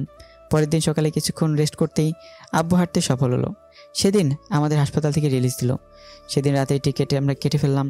আব্বু ইশারা দিয়ে বলে, টিকিট কাটা শেষে আমরা একটা ছোট হোটেলে গিয়ে রাতে খাবার খেয়ে ব্যাগ প্যাকেট করে নিলাম। সন্ধ্যার সময় আমরা এয়ারপোর্টের ভিতরে আসলাম। সিঙ্গাপুরের সময় রাত 11টায় আমাদের ফ্লাইট। আগের থেকে জানতাম অনেক সময় ভিড়ে বসে থাকা লাগবে, তাই রাতের জন্য হালকা নাস্তা নিয়েছিলাম। রাত 9টার দিকে নাস্তা করলাম সবাই মিলে। আমরা এয়ারপোর্টের ভিতরে সোফায় বসে আছি, তখনই ভাবলাম আব্বুকে একটু ধরে হাঁটিয়ে নেই। সেই অনুযায়ী কাজও করলাম। প্রায় আধা ঘন্টা হাঁটালাম। আল্লাহর অশেষ রহমতে আব্বু ভালোভাবে হাঁটতে পারছে। কিছুক্ষণ পর সকল যাত্রীকে প্লেনে উপস্থিত হতে বলল। আমরা প্লেনের ভিতরে গেলাম। আমাদের 4 জনের সিট একসাথেই পড়েছে। আমাদের সিট বেল্ট বেঁধে দিল বিমানবালারা। রাত 11টায় প্লেন উড়াল দিল। আমরা ঘুমিয়ে পড়লাম। আমার পাশে কণা, তারপর আম্মু, তারপর আব্বু সিট পড়েছে। আমাদের প্রত্যেককে একটা করে কম্বল দেওয়া হলো। কণা ওর জন্য দেওয়া কম্বলটি রেখে দিল। কম্বল রেখে দিলে কেন? আমাদের একটা কম্বলই যথেষ্ট। কেমন করে একটা দিয়ে হবে? যে ছোট একটা কম্বল? এতেই হবে। আমি তোমার জড়িয়ে ধরে ঘুমাবো, তোমার কাঁধে মাথা রাখবো। খালি ফাজলামো? ঠিক আছে, আমার কাঁধে মাথা দিয়ে ঘুমাও। লক্ষ্মী মেয়ে। কপালে একটা চুমু দিলাম। আমি আব্বু আম্মুর দিকে দেখলাম ঘুমিয়ে পড়েছে। আব্বু আম্মুর শরীরে কম্বল ভালো করে দিয়ে দিলাম যাতে ঠান্ডা না লাগে। তারপর ছিটে বসলাম। তখন কণা আমার কাঁধে মাথা রেখে ঘুমিয়ে পড়লো। আমাকে দেওয়া কম্বলটি আমাদের দুজনের শরীরে দেওয়ার চেষ্টা করলাম, কিন্তু ছোট হয়ে পারলাম না। আর তখন আমি বিমানবালার কাছ থেকে আরেকটা কম্বল নিয়ে কণাকে ভালো করে রেখে দিলাম। একে অপরের সাথে জড়াজড়ি করে ঘুমিয়ে পড়লাম। ঘুম ভাঙলো বিমানের একটা সিগনালে। প্লেন এখন ল্যান্ড করবে, তাই সবাইকে জাগ্রত করার জন্য এক ধরনের সাউন্ড সিস্টেম ব্যবহার করে। আমরা সিগন্যালের আওয়াজে জাগ্রত হয়ে গেলাম। প্রায় 20 মিনিট লাগলো প্লেন শাহজালাল আন্তর্জাতিক বিমানবন্দরে ল্যান্ড করতে। ল্যান্ড করার পর আব্বুকে ধরলাম এবং নিচে নামতে সাহায্য করলাম। নিচে নামার পর থেকে আব্বু নিজে নিজেই আমাদের সাথে হাঁটতে শুরু করলো। ল্যান্ড করার পর আমরা প্লেন থেকে নেমে রিসিভ রুমে আসলাম। রিসিভ রুম থেকে ব্যাগ রিসিভ করে এয়ারপোর্টের বাইরে আসলাম। আমার ছোটো বোন আনহা আর চাচাতো ভাই আদনানকে আসতে বলা হয়েছিল। আমরা এয়ারপোর্টের বাইরে এসে দেখলাম ওরা দাঁড়িয়ে আছে।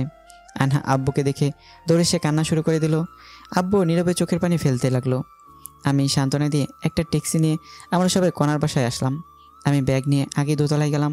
বাসায় এসে কলিং বেল দিলাম। আমার আব্বুর বয়সী একজন পুরুষ দরজা খুলে দিল। সরি, আপনাকে তো চিনলাম না। আমার শাশুড়িকে ভয় দেখিয়ে বাড়ি দখল বলে লাঠি খুঁজতে লাগলাম। বাবা, তুমি এতদিন কোথায় ছিলে? বাবা মানে? এই লোককে? কণাকে উদ্দেশ্য করে বললাম। উনি আমার বাবা। ভেতরে আসো। আরে বিয়ান, আপনারাও ভেতরে আসেন। চলেন বেআই। তারপর আমরা সবাই সোফায় গিয়ে বসলাম। আব্বু, তুমি এই 2 বছর কোথায় ছিলে? কিছু কাজ ছিল মামুনি। আর কোথাও যাওয়া হচ্ছে না তোমার? আর কোথাও যাব না, অবসর নিয়ে তবেই এসেছি।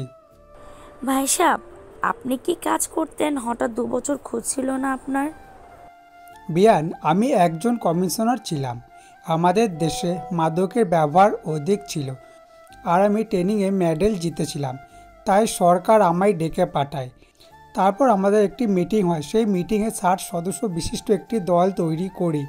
এদের মূল কাজ মাদকের গড় ফারাতকে ধরা। আমরা সেই মিশনের জন্য উঠে পড়ে লেগে। বাসায় থাকলে সমস্যা হতো, তাই আমি কাউকে জানিয়ে পালিয়ে যাই। মিশন ছিল জীবন মরণে ধরা পড়লে মৃত্যু নিশ্চিত। আমরা দেশের ভিতরে এবং বাইরে 2 বছর নিরলস প্রচেষ্টার পর 7 দিন আগে ওই সন্ত্রাসীকে ধরিয়ে দিই এবং আবার মেডেল পাই। সেদিন চাকরির অবসরে আবেদন করে অফিসাররা অবাক হয়েছিল এবং তারা আমাকে চাকরি জোর করে রাখতে চেয়েছিল, কিন্তু তারা পারেনি। আমি পরশুদিন বাসায় এসে সব শুনলাম। বিয়ান নাকি অপারেশন হচ্ছে। আপনার মেয়েই টাকা দিয়েছিল আমাদেরকে, অপারেশন করার সামর্থ্য ছিল না আমাদের। বিয়ান, আমার যা কিছু আছে সব কণা মামুনি আর আমার মেয়ের, আবার আপনার বাড়ির বউ। আর এসব কথা বাদ দিন। এখন বিয়াইকে কি অবস্থা? হাঁটতে পারতেছে না, কিন্তু কথা বলতে পারতেছে না। মুখ দিয়ে বাতাস বের হয়। ডাক্তার বলছে 1 সপ্তাহের মধ্যে কথা বলতে পারবে। আল্লাহ যেন তাড়াতাড়ি সুস্থ করে দেন। আচ্ছা বেআই, কণা আর ফারুকের সম্পর্ক নিয়ে আপনার মন খারাপ হয়নি তো? বিয়ান, কণা আগে রিলেশন করতো আপনার ছেলের সাথে, আমি জানতাম রিলেশন করে, কিন্তু আপনার ছেলেকে দেখিনি। পরে যখন ওদের ব্রেকআপ হয়েছে এবং আমার মেয়ে বাইরে চলে যায়, মেয়ে আমাকে বুঝতে দেয়নি, তারপর আমি মিশনে গিয়েছিলাম। বাসায় এসে জানতে পারলাম ব্যাপারটা। প্রথমে রাগ হচ্ছিল, কিন্তু পরে সব শোনার পর অনেক খুশি লাগতেছে। বিয়াই, আপনার মেয়েকে আমি অনেক পছন্দ করি, তাই ফারুক যখন ওদের ব্রেকআপের কথা বলল তখন ওর সাথে অনেক রাগারাগি করেছি, কিন্তু সব কিছু বিবেচনা করে মেনে নিতে হয়েছে। অনেক ভালো লাগলো বিয়ান। আমরা রিলেশন করে বিয়ে করেছি, আমার মেয়েও। আমরাও সেম। যাক ওসব, কাল আবার গ্রামের বাসায় যেতে হবে আমাদের। কেন বিয়ান? অমর ফারুককে আর কতই প্রেসারে রাখি বলেন? এমনি ওর বেতন অল্প, আবার যদি পরিবার সহ ঢাকায় থাকি তাহলে অনেক টাকা খরচ হবে, তাই চলে যাব। কি বলেন বিয়ান? সামনে আমার একটা ফ্ল্যাট আছে, 5তলা ফ্ল্যাট, সেখানে 4তলায় আপনারা থাকবেন। বিয়াই, অনেক উপকার করেছেন, তাই জীবনে শোধ করতে পারবো না, আর উপকার করবেন না। বিয়ান, কি বলেন এসব? আমরা কিন্তু কষ্ট পাবো। আচ্ছা বিয়াই, আগে আপনার বিয়াই সুস্থ হোক। ও সুস্থ হলে কোম্পানিতে চাকরি করত, সেখানে আবার জয়েন করতে পারবে। রেফারেন্স আছে তো, সুস্থ হলেই আবার ঢাকায় আসবো। আচ্ছা ঠিক আছে, কিন্তু এদের বিয়ের ডেট ঠিক করতে হবে না? কিছুদিন যাক। তবুও কতদিন পর? 6 মাস পর। কি বলো তুমি? আচ্ছা ঠিক আছে, এখন চলেন, সকালের খাবার খেতে হবে। আব্বু, প্রচুর খিদে লাগছে, আর আমরা খেয়ে ঘুমাবো, ঘুম হয়নি রাতে। হারামজাদি আমার কাঁধে মাথা রেখে আরামসে ঘুমাইছে, আর এখন চাপা মারতেছে। সবাই ফ্রেশ হয়ে এসো, টেবিলে বসো, আমি দেখি কণার আম্মু রান্না কত দূর। তারপর আম্মু আর আব্বু গেস্ট রুমে গেল, সাথে আদনান আর আনহাও। আর কণা আমাকে টেনে ও রুমে নিয়ে গেল। আমি যে রুমে ঢুকেছি সাথে সাথেই কণা দরজা লাগিয়ে দিল। কি করো? তোমার কমিশনার বাপ আমার গুটলি ফাটাই দিবে। কিছুই বলবে না? এখন যাও, ফ্রেশ হও আগে। ওকে। তারপরে আমি বাথরুমে ঢুকলাম। 10 মিনিট পর একদম ফ্রেশ হয়ে বের হলাম। বের হয়ে দেখি কণা আগে কাপড় পরিবর্তন করে শাড়ি পরে বিথায় চেষ্টা করতেছে। আমি বাথরুম থেকে বের হয়েছি, কণা বুঝতে পারিনি। আমি হালকা কাশি দিলাম, সাথে সাথেই কণা পিছনে ফিরে দেখলো। আমি তো আবার ক্রাশ খেলাম, হালকা মেকআপ করেছি। অসাধারণ লাগছে। তখনই তা এমন করে কি দেখো, এখানে আসো। বলে ওর কাছে এসে আবার মন ভরে দেখতে লাগলাম। আমাকে শাড়িটা পরিয়ে দাও। আচ্ছা। তারপরে আমি কণার শাড়ি কুচি ধরলাম, ধবধবে পেট, নাভির 2 ইঞ্চি উপর একটা তেল। আমি নিজেকে কন্ট্রোল করার চেষ্টা করতেছি, আর কণা সেটা বুঝতে পেরেছে। কণার আমার খাতে হাত রেখে আছে। আমি কুচি সুন্দরভাবে গুছিয়ে কোমরে গুজলাম। তখনই কণা আমার হাত চেপে ধরলো আর মাথা পেটের সাথে চেপে ধরলো। আমি নিজেকে ধরে রাখতে পারলাম না। কণার মাথা শক্ত করে ধরে লিপকি শুরু করলাম। কণাও আর কন্ট্রোল করতে পারলো না, সেও রেসপন্স করা শুরু করলো। টানা কিস করতে করতে কণাকে কোলে করে বিছানায় নিয়ে গেলাম। বিছানায় ফেলে আবার কিস করা শুরু করলাম। তারপর গলায় কিস করতে লাগলাম। তখনই এই কুত্তা, আমাকে কি বিয়ের আগে প্রেগনেন্ট করতে চাও নাকি? ও শিট, সরি, আমি ব্যাপারটা বুঝতে পারিনি। দোষ তো আমার, আমি ইচ্ছে করেই তোমার শাড়ি পরিয়ে দিতে বলেছি। আমি জানতাম তুমি ঠিক থাকতে পারবে না। তবে রে বলেই জোরে গাল টেনে দিলাম। আর আমি বাইরে চলো। চলো বলে দরজা খুললাম। আরে মুখ তো মুছে ফেলো, মুখে লিপস্টিক লেগে আছে। কি বলো? বলে আয়নার সামনে গিয়ে দেখি সত্যি সত্যি লিপস্টিক লেগে আছে। তারপরে আমি ভালো করে মুখ দিয়ে বাইরে আসলাম। বাইরে এসে দেখি সবাই আমার জন্য অপেক্ষা করছে, বসে আছে। সামনে গিয়ে দেখি কণার পাশের টেবিলটাই মাত্র ফাঁকা আছে। খিদেও লাগছে, তাই আমিও বসলাম। হবু শাশুড়ি খাবার সার্ভ করলো, আর আমি কোনো দিকে না থেকে খাওয়া শুরু করলাম। তখনই নিচ থেকে সুরসুরি লাগলো। আমি বিড়াল মনে করে নিচে তাকালাম, দেখি নিচে কিছুই নেই। মাথা তুলে দেখি আমার প্লেটেও কিছু নেই। আমার প্লেটের মাংস কে জানি তুলে নিয়েছে। কণার মুখের দিকে তাকালাম, দেখি কণা মুচকে হাসতেছে। আমি বুঝতে পারলাম গন্ডগোলটা কোথায়। খাওয়াই হলো না আমার। সামনে তাকে দেখি সবার খাওয়া শেষ। লজ্জায় আবার চাইতেও পারছি না, তাই পেটে ক্ষুধা নিয়ে হাত দিয়ে উঠে আসলাম। কণাও উঠে ওর আম্মুর কাছে গেল। আমি আম্মুকে বলে কণাকে না জেনে আমার ভাড়া বাসায় চলে গেলাম। যাওয়ার সময় সাথে করে বিরিয়ানি নিয়ে গেছিলাম। সেগুলো খেয়ে ফোন চার্জে দিয়ে 11টার সময় দিলাম ঘুম। ঘুম থেকে উঠলাম বিকেল 4টায়। উঠে ফ্রেশ হয়ে ফোন অন করলাম। ফোন অন করে আমি অবাক হয়ে গেলাম। মিসড কল অ্যালার্ট চালু করা আছে। দেখি 250টি মিসড কল আর 119টি মেসেজ। কল এসেছে আম্মু, কণা, আদনান, শাশুড়ি ফোন থেকে। আর মেসেজ এসেছে আদনানের ফোন থেকে 10টা, আর বাকিগুলো কণা দিয়েছে। সব মেসেজ হলো আমি কোথায় আছি, তাড়াতাড়ি যেন বাসায় যাই, এসব নিয়ে। যাই হোক, এসব দেখে ভাবলাম কল দিই। দেখলাম ফোনে টাকাও নেই, তাই বিকাশ অ্যাপ থেকে লোড দেওয়ার জন্য ডাটা অন করলাম। সাথে সাথে দেখি মেসেঞ্জার, হোয়াটসঅ্যাপ, টেলিগ্রাম সবখান থেকেই কণার মেসেজ। ফোনে লোড দিয়ে কল দিলাম কণার কাছে। কল দেওয়া মাত্রই কল ধরলো। মনে হয় তার জন্য বসেছিল। কি করো? জানোয়ার, কোথায় তুই? রেগে আছো খুব, তাই বললাম। রাখবে না? তোর ফোন বন্ধ কেন? হ্যাঁ, হবু স্বামীর সাথে কেউ এভাবে কথা বলে? ঘন্টা। এবার বলো কোথায় তুমি এখন? ঘুম হয়নি তো, তাই যে বাসায় থাকতাম সেখানে এসে ফোন চার্জ দিয়ে ঘুমিয়েছিলাম। লোকেশন দাও, আমি যাচ্ছি। পাগল নাকি? তোমার সতীন তোমার সাথে মারামারি করার জন্য বসে আছে। দেখো, তুমি জানো আমার রাগ কেমন। আমার রাগিও না। ওকে, জায়গায় আসো। ওকে। আমি ফোন কেটে দিয়ে বিছানায় বসে ফেসবুকে নোটিফিকেশন চেক করতেছি। তখনই কোনার আইডি সামনে আসলো। দেখলাম রিলেশনশিপ স্ট্যাটাস দিছে, রিলেশনশিপ উইথ ওমর ফারুক। আমি দেখে মুচকে আসলাম। পাগলি একটা, আমার অনেক ভালোবাসে। জীবনে কিছু না পেলেও মনের মতো মা বাবার জীবনসঙ্গী পেলাম। আল্লাহর কাছে লাখ লাখ শুকরিয়া। তারপর ফেসবুকের ভিডিও দেখতে লাগলাম। প্রায় 30 মিনিট আমার ফোনে কণার মেসেজ। প্রায় 30 মিনিট পর আমার ফোনে কণার ফোন নাম্বার থেকে কল আসলো। কল ধরলাম। তখন কণা আমার দেওয়া ঠিকানায় যেতে বলল। আমি গিয়ে ওকে নিয়ে আসলাম। রুমের মধ্যে ঢোকা মাত্রই কণা এসে ঠাস করে আমার গালে একটা চড় মারলো। চড় মারার পরে আমায় জড়িয়ে ধরে কান্না করতে লাগলো। আমি জড়িয়ে ধরে, নিজেই থাপ্পড় মারলা, আবার নিজেই কান্না করতেছো কেন? চুপ করো। তুমি যে বাসায় আসছো আমি বলে আসতা। আমি মনে করেছি টেবিলে তোমার খাবার মেরে দিয়েছি, এই জন্য তুমি রাগ করে বাসায় চলে এসেছো। আমি অনেক কান্না করেছি। আমি তো আম্মুকে বলে আসলাম। তুমি নাকি বলেছো বাইরে যাচ্ছ, কিন্তু এতক্ষণ লাগে নাকি? তাই চিন্তা হচ্ছিল আমার। না বলে আসার জন্য দুঃখিত। হয়েছে, তোমার জন্য খাবার নিয়ে এসেছি। আচ্ছা, তুমি খাইয়ে দাও। পাবো না। তাহলে আমার খিদে নেই। আচ্ছা শয়তান, আসো। তারপর কণা আমায় খাইয়ে দিতে লাগলো, আবার আমি ওকে খাওয়াচ্ছি। তখনই আমাদের বাসার মালিক আসলো। বাসার মালিকের সাথে আমার সম্পর্ক ভালো। বাড়িওয়ালা এসেই, কি ফারুক, কি খবর তোমার? দুদিন থেকে দেখে যাচ্ছে না, ঘটনা কি? ভাই আব্বুর অপারেশনের জন্য বাইরে গেছিলাম। এনিকে ভাবি নাকি? আপনার ভাবি। হাফ নাকি ফুল? পরে বলবো। আচ্ছা, শুনবো পরে। এখন বাড়ি ভাড়া কবে দিবা? কাল দিব ভাই। আচ্ছা, তাহলে আমি চাই। বাড়িওয়ালা চলে গেল। কণা আমায় রেডি হতে বললো। আমি তৈরি হয়ে নিলাম। আজ আব্বু, আম্মু, ছোটো বোন তানহা আর চাচাতো ভাই আদনান বাসায় যাবে। ওদেরকে বাসে তুলে দিতে হবে। আমি রেডি হয়ে রুমে তালা দিয়ে বের হলাম। কণার আমি রিক্সা নিয়ে কণার বাসায় গেলাম। বাসায় যাওয়া মাত্রই, তোর কি আঙ্কেল জ্ঞান নেই? তুই বাইরে গিয়েছিস, কণাকে বলা লাগবে না? তোমাকে তো বললাম আম্মু। তুই বলেছিস তুই বাইরে যাচ্ছিস, কিন্তু তুই যে তোর মেসেজ যাবি সেটা তো বলিসনি।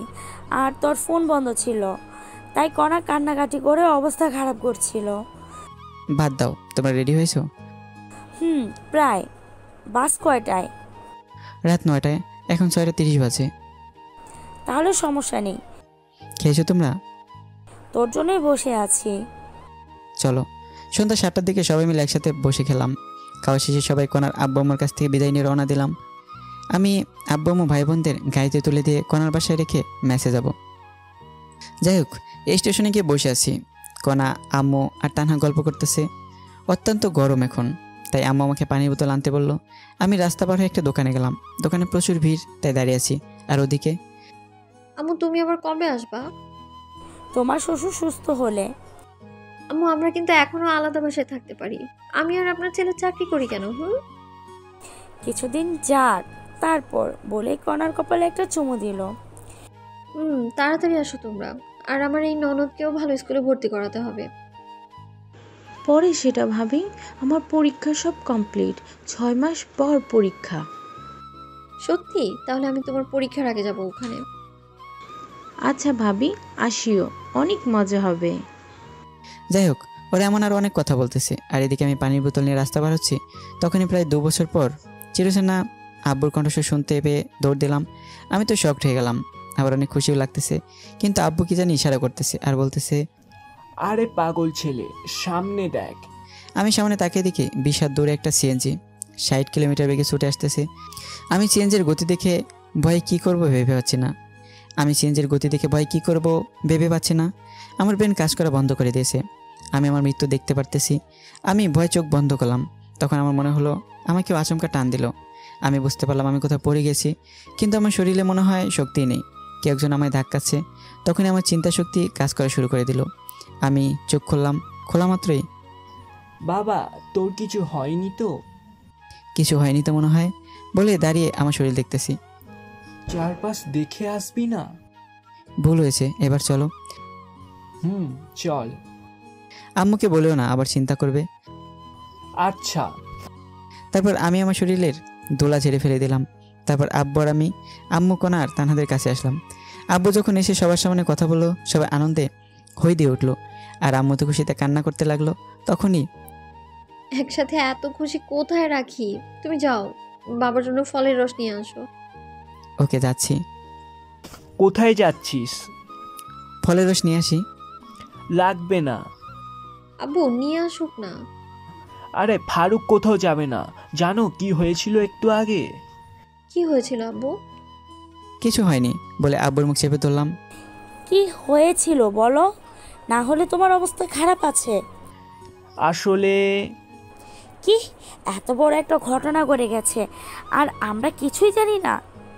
তোর যদি কিছু হয়ে যেত তাহলে আমি কি নিয়ে বাঁচতাম বাবা? আরে চিন্তা করো না তো, কিছু হয়নি তো। হলে আর কি হতো, মরে যেতাম। কান্না করার মতো কেউ নেই। এসব কথা বলিস না বাবা, আমার একটাই ছেলে বাবা। চলো তো একটু ওয়াশরুমে যাব। চলো। তারপর আম্মুকে চুপ করে থাকতে বললাম। আব্বু আমার আম্মুকে সান্ত্বনা দিচ্ছে আর আমি কণাকে নিয়ে বাস কাউন্টারের ওয়াশরুমে ঢুকলাম। কণা ভিতরে ঢুকে উকি দিয়ে কি যেন দেখলো। তারপর হঠাৎ দরজা বন্ধ করে দিয়ে আমার শাড়ির করা ধরলো। এই কি করছো? তুই কি বললি কিছুক্ষণ আগে? কি বলছি আমি? কি বললি? তুই মরে যাবি? তোর কিছু হলে আমি কি নিয়ে বাঁচবো বল? সরি, আর বলবো না। সাবধানে দেখে শুনে বের হবা না তুমি। তোমার কিছু হলে আমি কি নিয়ে বাঁচবো? তোমার আর আম্মুর দোয়া আর আল্লাহর রহমত থাকলে আমার কিছুই হবে না। সবসময় তোমার জন্যই তো দোয়া করি আমি। এবার কিস করো। তাই তো, তোমার অনেক ভালোবাসি। কচু বাসো, তাই তো আমার কথা চিন্তা করো না, শুধু বাজে কথা বলো।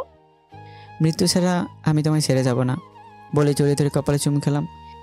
যেন আমার না খুব কান্না আসছিল যখন তুমি কথাগুলো বলছিলে। মনে হচ্ছিল ধরে থাপ্পড় মারি আর বলি তোমায় আমি অনেক ভালোবাসি। এইসব আমি ইচ্ছা করেই বলেছি। দেখলাম তুমি আমায় কেমন ভালোবাসো বলে চোখের পানি মুছে দিলাম। এবার চলো বাইরে যাব, না হলে অনেকে খারাপ ভাববে। চলো। তারপর আমি আর কোনা সবার কাছে আসলাম। কিছুক্ষণ পর বাস আসলো। আমি সবাইকে বাসে তুলে দিলাম। সবার জন্য হালকা খাবার কিনে দিলাম। বাস যতক্ষণ ছিল ততক্ষণ দাঁড়িয়েছিলাম। তারপর আমি আর কোনা সিএনজি নিয়ে বাসায় আসলাম। কোনাকে বাসায় নামিয়ে দিয়ে আমি আবার আমার বাসায় চলে গেলাম। আজ আমি অনেক হেঁটেছি এবং কাজও করেছি, তাই অনেক ক্লান্ত থাকে ঘুমিয়ে পড়লাম। ঘুম ভাঙলো কোনার ফোনে। ফোন ধরেই দিলা তো ঘুমের 69 বাজিয়ে। আইসে আমার জমিদার সাহেব, উঠে তাড়াতাড়ি অফিসে আসো।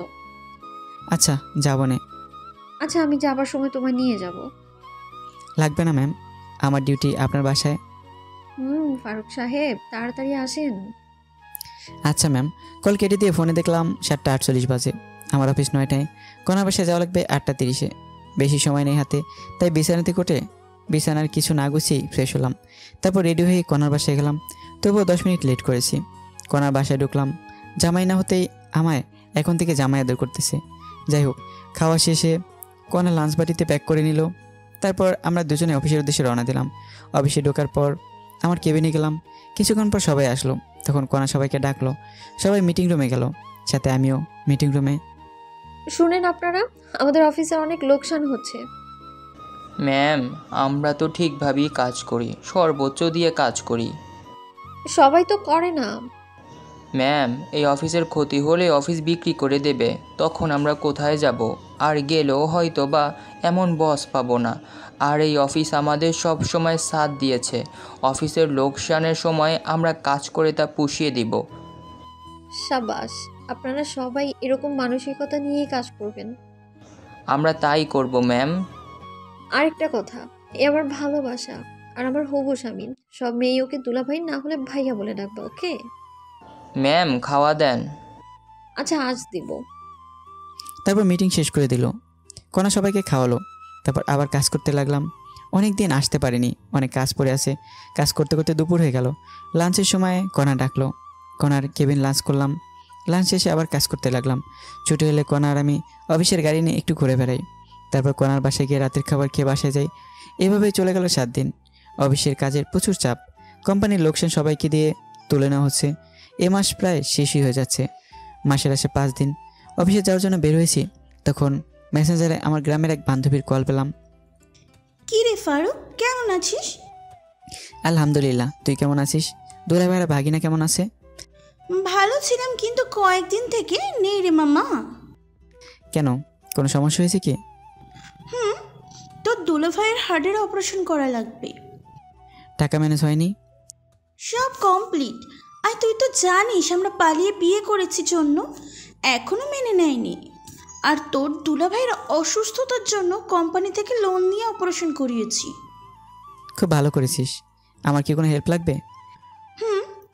ঢাকায় আমার চেনা পরিচিত তুই আছিস, আর অপারেশনের সময় আমি মেয়ে মানুষ কেমনে দৌড়াদৌড়ি করব। তুই কি একটু 2 দিন সময় দিতে পারবি? আচ্ছা, কবে যাওয়া লাগবে? আজকে আয়, কাল তাহলে অপারেশন হবে। আচ্ছা, আসতেছি। সীমার ফোন কেটে দিয়ে কণাকে টেক্সট করে জানিয়ে দিলাম আমি 2 দিন অফিসে যেতে পারবো না। আমার বন্ধু অসুস্থ, অপারেশন হবে, তাই হাসপাতালে যাব। আর আমাকে 2 দিন কল দিও না। আমি জানি কণা আর আমার 2 দিন কল দিবে না। তারপরে আমি ব্যাগ গুছিয়ে রওনা দিলাম সীমার বাসার উদ্দেশ্যে। এই ঢাকার জ্যাম পার করে পৌঁছালাম 11টার সময়। সীমার বাসায় ঢুকলাম, দেখি দুলাভাই ভালোই অসুস্থ হয়ে গেছে। দুলাভাইয়ের সাথে কথা বললাম। দুলাভাইয়ের কথা বলতে সমস্যা হয়। তারপর সীমার সাথে ভালো মন্দ বলে বিকেলবেলায় হাসপাতালে ভর্তি করে সিদ্ধান্ত নিলাম। সীমার বাসায় লাঞ্চ করে দুলাভাইকে নিয়ে 2টার দিকে ঢাকা মেডিকেল হাসপাতালে ভর্তি করালাম। বিভিন্ন পরীক্ষা করা হলো এবং ডাক্তার বললেন রাত 10টায় অপারেশন করা হবে। ব্যাংকে টাকা ডিপোজিট করেন। তারপর সীমা, ডাক্তার তো টাকা জমা দিতে বললো। চল ব্যাংকে যাব। দুলাভাই একা থাকবে নাকি? তোর ভাগিনাকে রেখে যা, বেশিক্ষণ লাগবে না তো। টাকা কোথায় আছে? আমার অ্যাকাউন্টে। চলো তাহলে। তারপর সীমা দুলাভাইয়ের কাছে গেল এবং সব খুলে বলল। দুলাভাই তার ছেলে আবু হানিফকে রেখে যেতে বলল। আবু হানিফকে রেখে আমরা 2জন হাসপাতাল থেকে বের হয়ে রিক্সা নিলাম। তারপর ইসলামী ব্যাংকে গেলাম। ব্যাংক থেকে টাকা তুলে আবার সোনালী ব্যাংকে গেলাম। সেখানে টাকা জমা দিয়ে হাসপাতালে আসলাম। আমাদের মোট 2 ঘন্টা সময় লেগেছে। একটু দেরি হলে আর টাকা জমা দিতে পারতাম না, কারণ ব্যাংক 5টার মধ্যে বন্ধ করে দেয়। আমরা হাসপাতালে এসেছি 6টার সময়। একটু পর আজান দেবে। দুলাভাই অনেক ভয় পাচ্ছে, অনেক ভীতু প্রকৃতির মানুষ। যাই হোক, দেখতে দেখতে অপারেশনের সময় হয়ে গেল। ডাক্তার দুলাভাইকে আইসিইউতে নিয়ে গেল আর আমরা বাইরে আছি। সীমা তো ভয়ে চুপসে গেছে আর আমি চুপ করে আছি ভাগিনাকে সাথে নিয়ে। ভাবলাম একটু ফোনে গেম খেলি, কিন্তু ফোন বের করে দেখি ফোন বন্ধ, কারণ ফোনে চার্জে দেয়নি। ভাগিনের দিকে তাকিয়ে দিয়ে ভাগিনা ঘুমিয়ে গেছে। তারপরে আমি বসে থাকতে থাকতে কখন ঘুমিয়ে গেছে জানি না। ঘুম ভাঙলো লিপির। মামা, এই মামা ওঠ, খুশি খবর আছে। কি হয়েছে? তোর দুলাভাইয়ের অপারেশন সাকসেসফুল হয়েছে। 3 ঘন্টা পর জ্ঞান ফিরবে বলে ডাক্তার চলে গেল। তারপরে আমি ডাক্তারের কাছ থেকে ভালো করে শুনে আসি। আচ্ছা যা। তারপর আমি ডাক্তারের কেবিনে গিয়ে সত্যতা যাচাই করে আসলাম। তখন রাত 2টা বাজে। আমি সীমার কাছে আসলাম। কিছুক্ষণ পর দুলাভাইকে একটা কেবিনে শিফট করা হলো। আমি অনেক খুশি হয়েছি। ডাক্তার প্রেসক্রিপশন দিল। আমি গিয়ে ওষুধ কিনে নিয়ে আসলাম। জ্ঞান ফিরতে ওষুধ খাওয়াতে হবে। ওষুধ কিনে এনে দেখি অন্য রুমে শিফট করেছে। ওষুধ সীমাকে দিয়ে আমি ব্যাগ নিয়ে সোফায় শুয়ে পড়লাম। সীমাকে ঘুমানোর কথা বলে দিলাম এক ঘুম। ঘুম থেকে উঠলাম খুব সকালে। সীমার দুলাভাইয়ের কথা শব্দে ঘুম থেকে উঠে দুলাভাইয়ের সাথে কথা বলে ফ্রেশ হতে গেলাম। ফ্রেশ হয়ে এসে দুনিয়ার যত গল্প ছিল সব শুরু করে দিলাম। গল্প তো আর শেষ হবে না, খিদেও লাগছে, তাই নাস্তা নিতে ভাগিনাকে সাথে করে বাইরে গেলাম। আমরা নাস্তা করে দুজনের জন্য নাস্তা নিয়ে আসলাম। নাস্তা করে ওষুধ খাওয়া শেষে আমি বাইরে গিয়ে 10 টাকা দিয়ে ফোনে চার্জ দিয়ে আনলাম। কণার ফোনে কল দিলাম, কিন্তু ওর ফোন বন্ধ, তাই কণার আম্মুর ফোনে কল দিলাম। কণা নাকি ওর মামার বাসায় ঘুরতে গেছে, 7 দিন পর আসবে। কণার সাথে কথা বলতে পারলাম না জন্য খারাপ লাগছে। মন খারাপ করে আবার সীমার দুলাভাইয়ের কাছে গেলাম। সেদিনে বিকেলবেলা রিলিজ নিলাম আমরা। ওখানে থাকলে একদিনে 10,000 টাকা খরচ হবে, তাই রিলিজ নিয়ে লিপিদের বাসায় আসলাম। সীমার ওখানে রাতের খাবার খেয়ে আমরা বাসায় আসলাম। আবার পরের দিন অফিসে গেলাম। অফিসে গিয়ে কিছু ভালো লাগছে না, মনে শুধু কণাকে খুঁজে বেড়াচ্ছে।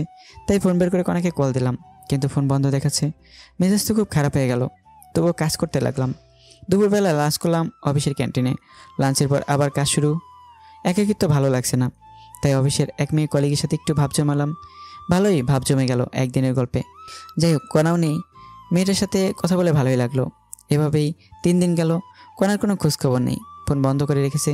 হাসপাতালে যখন ছিলাম তখন আমার ফোন বন্ধ ছিল, তাই কণা আমার উপর রাগ করে ফোন বন্ধ করে রেখেছে। আর তাই আমি অফিসের একটা মেয়ের সাথে দেখিয়ে দেখিয়ে গল্প করতেছি। আমি জানি লিপি আমার সব খবর কণাকে জানাচ্ছে। অনেক ভেবেচিন্তে নীলাকে সব খুলে বললাম, আর ওকে একটু অভিনয় করতে বললাম। নীলা খুব সুন্দরভাবে লিপির সামনে অভিনয় করলো। যাই হোক, এভাবে 4র্থ দিন চলে গেল। 5ম দিন নীলা আগেই গেল অফিসে। এই নীলা, শোনো। জি আপু, বলেন। তুমি জানো না কণা ফারুককে ভালোবাসে? কয়েকদিন পর ওদের বিয়ে। তো আমি ওকে ভালোবাসি। চাকরি হারাতে চাও নাকি? হারালে হারাবো, ফারুক আছে না। আর কণা ম্যাম ওনাকে কি ভালোবাসে যে কয়েকদিন থেকে কল ধরে না? আরে আবাল, কণা ফারুকের গ্রামের বাসায় গেছে। আগামী 7 দিনের মধ্যে ওদের বিয়ে হবে। ও আপু, আসলে আমাদের মাঝে কিছুই নেই। ভাইয়া অনেক ভয়ে ছিল যে ম্যাম বোধহয় রাগ করে চলে গেছে, আর ম্যামের ঠিকানা কেউ দিচ্ছিল না, তাই ভাইয়া প্ল্যানটি করে। কারণ ভাইয়া জানে আপনি সব কথাই কণা ম্যামকে বলবেন। তাই নাকি?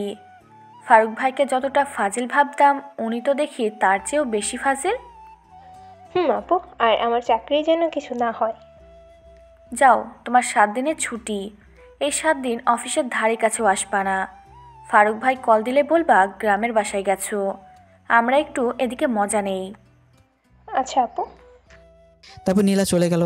আমি অফিসে ঢুকে দেখলাম কণাও নেই, নীলাও নেই। তারপর লিপিকে গিয়ে ধরলাম, কণা কোথায়? জানি না আমি। ভালো, আরেকটা কথা শুনে রেখো, কণা ফিরে এসে আমায় খুঁজে পাবে না। সিরিয়াস ভাব নিয়ে ঢপ মেরে চলে আসতে ধরলাম। ভাইয়া, এসব কথা বলবেন না। আপনাকে সারপ্রাইজ দেওয়ার জন্য কণা এসব করতেছে। তাই নাকি? একটু টাচ দিবা? সারপ্রাইজ ভালো নাকি খারাপ? সুন্দর সারপ্রাইজ ভাইয়া। তাহলে আমি নিশ্চিন্তে থাকলাম। আর নীলাকে চাকরি থেকে বের করে দিও আবার। কেন? ওকে তো বের করে দিব। থাপ্পড় খাবা। আমি ওকে অনেক অনুরোধ করায় অভিনয় করতে রাজি হয়েছিল। আর ওর বয়ফ্রেন্ড আছে। তোমার আপুর মতো সন্দেহ করো না আবার।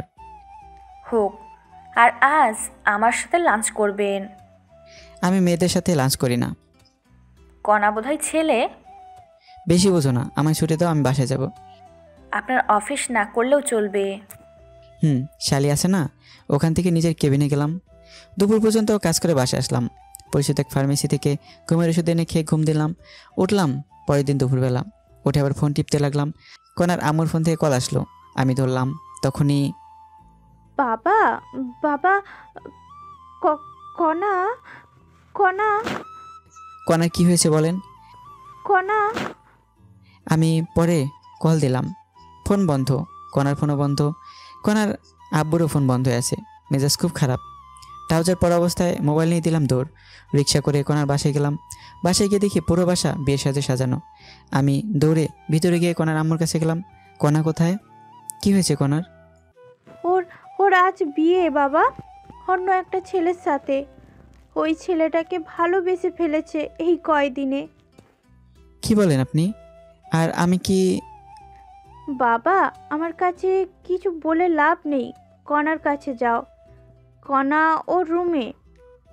আমি একদৌড়ে কণার রুমে গেলাম। গিয়ে দেখি ওকে সাজানো হচ্ছে। আমি সবাইকে বাইরে যাওয়ার অনুরোধ করলাম। সবাই বাইরে গেল আর আমি দরজা লাগিয়ে দিলাম। কণা, এগুলো কি কি শুনছি আমি? যা শুনছো তাই সত্যি। আমি বিয়ে করছি অন্য ছেলেকে।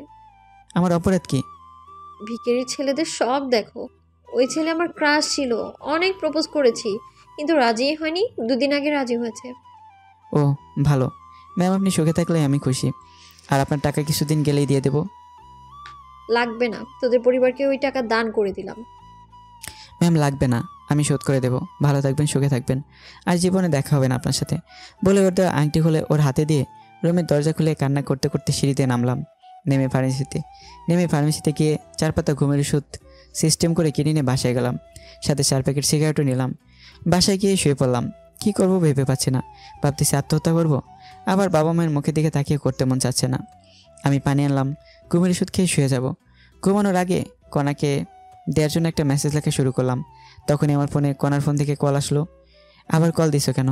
বললাম না আমি কোনোদিন তোমায় ডিস্টার্ব করব না। প্যাক প্যাক না করে তোমার দরজাটা খুলে দাও। আমি ঘুমোচ্ছি, দরজা খুলতে পারবো না।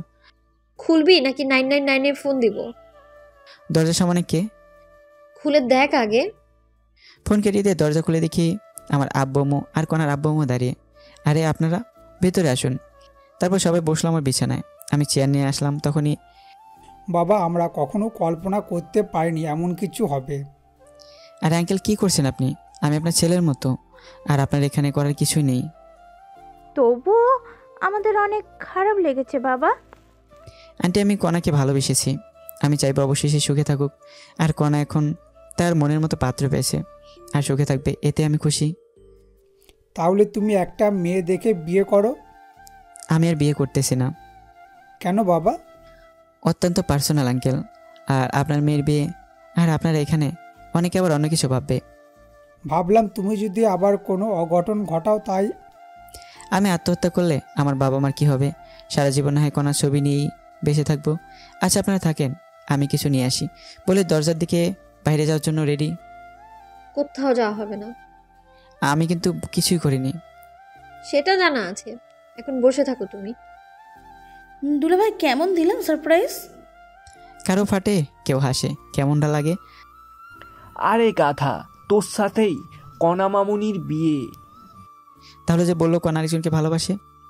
আমি সব বলবো, কিন্তু পরে বলবো। আচ্ছা, তোমাকে শিক্ষা দেবো আমি কি জিনিস। যাই হোক, অনেক কাহিনী শেষ করে বিয়ে পড়ানো শেষ হলো। আবার কার আসলো আমাদের সবাইকে আমার কণাদের বাসায় নিয়ে যাওয়া হলো। সেখানে গিয়ে দেখি আমার বাসিটির সব বন্ধুরা আছে। ওদের সাথে অনেকদিন থেকে দেখা হয় না, কথা হয় না। আমি তো ওদের দেখে খুশি হলাম। আমার সব বন্ধুরা বিয়ে করেছে, অনেকের বাচ্চাও আছে। আর আমার বন্ধুদের সাথে আমি ইচ্ছে করে যোগাযোগ করিনি। যাই হোক, আমার বাসায় রেজিস্ট্রি হলো, এখানে কবুল বলানো হলো। রাত 2টোর দিকে বিয়ে পড়ানো, খাওয়া দাওয়া শেষ। তারপর আবার আমাদের গাড়ি করে নিয়ে যাওয়া হচ্ছে। কণা আর আমি পাশাপাশি। বুঝলাম না কোথায় যাচ্ছি আমরা। আমাদের বর্তমান ঠিকানায়। বুঝলাম না। তোমার বুঝতে হবে না, আমাদের 5তলা বাসায় 2য় তলা আমাদের থাকার জন্যই ফাঁকা করা হয়েছে।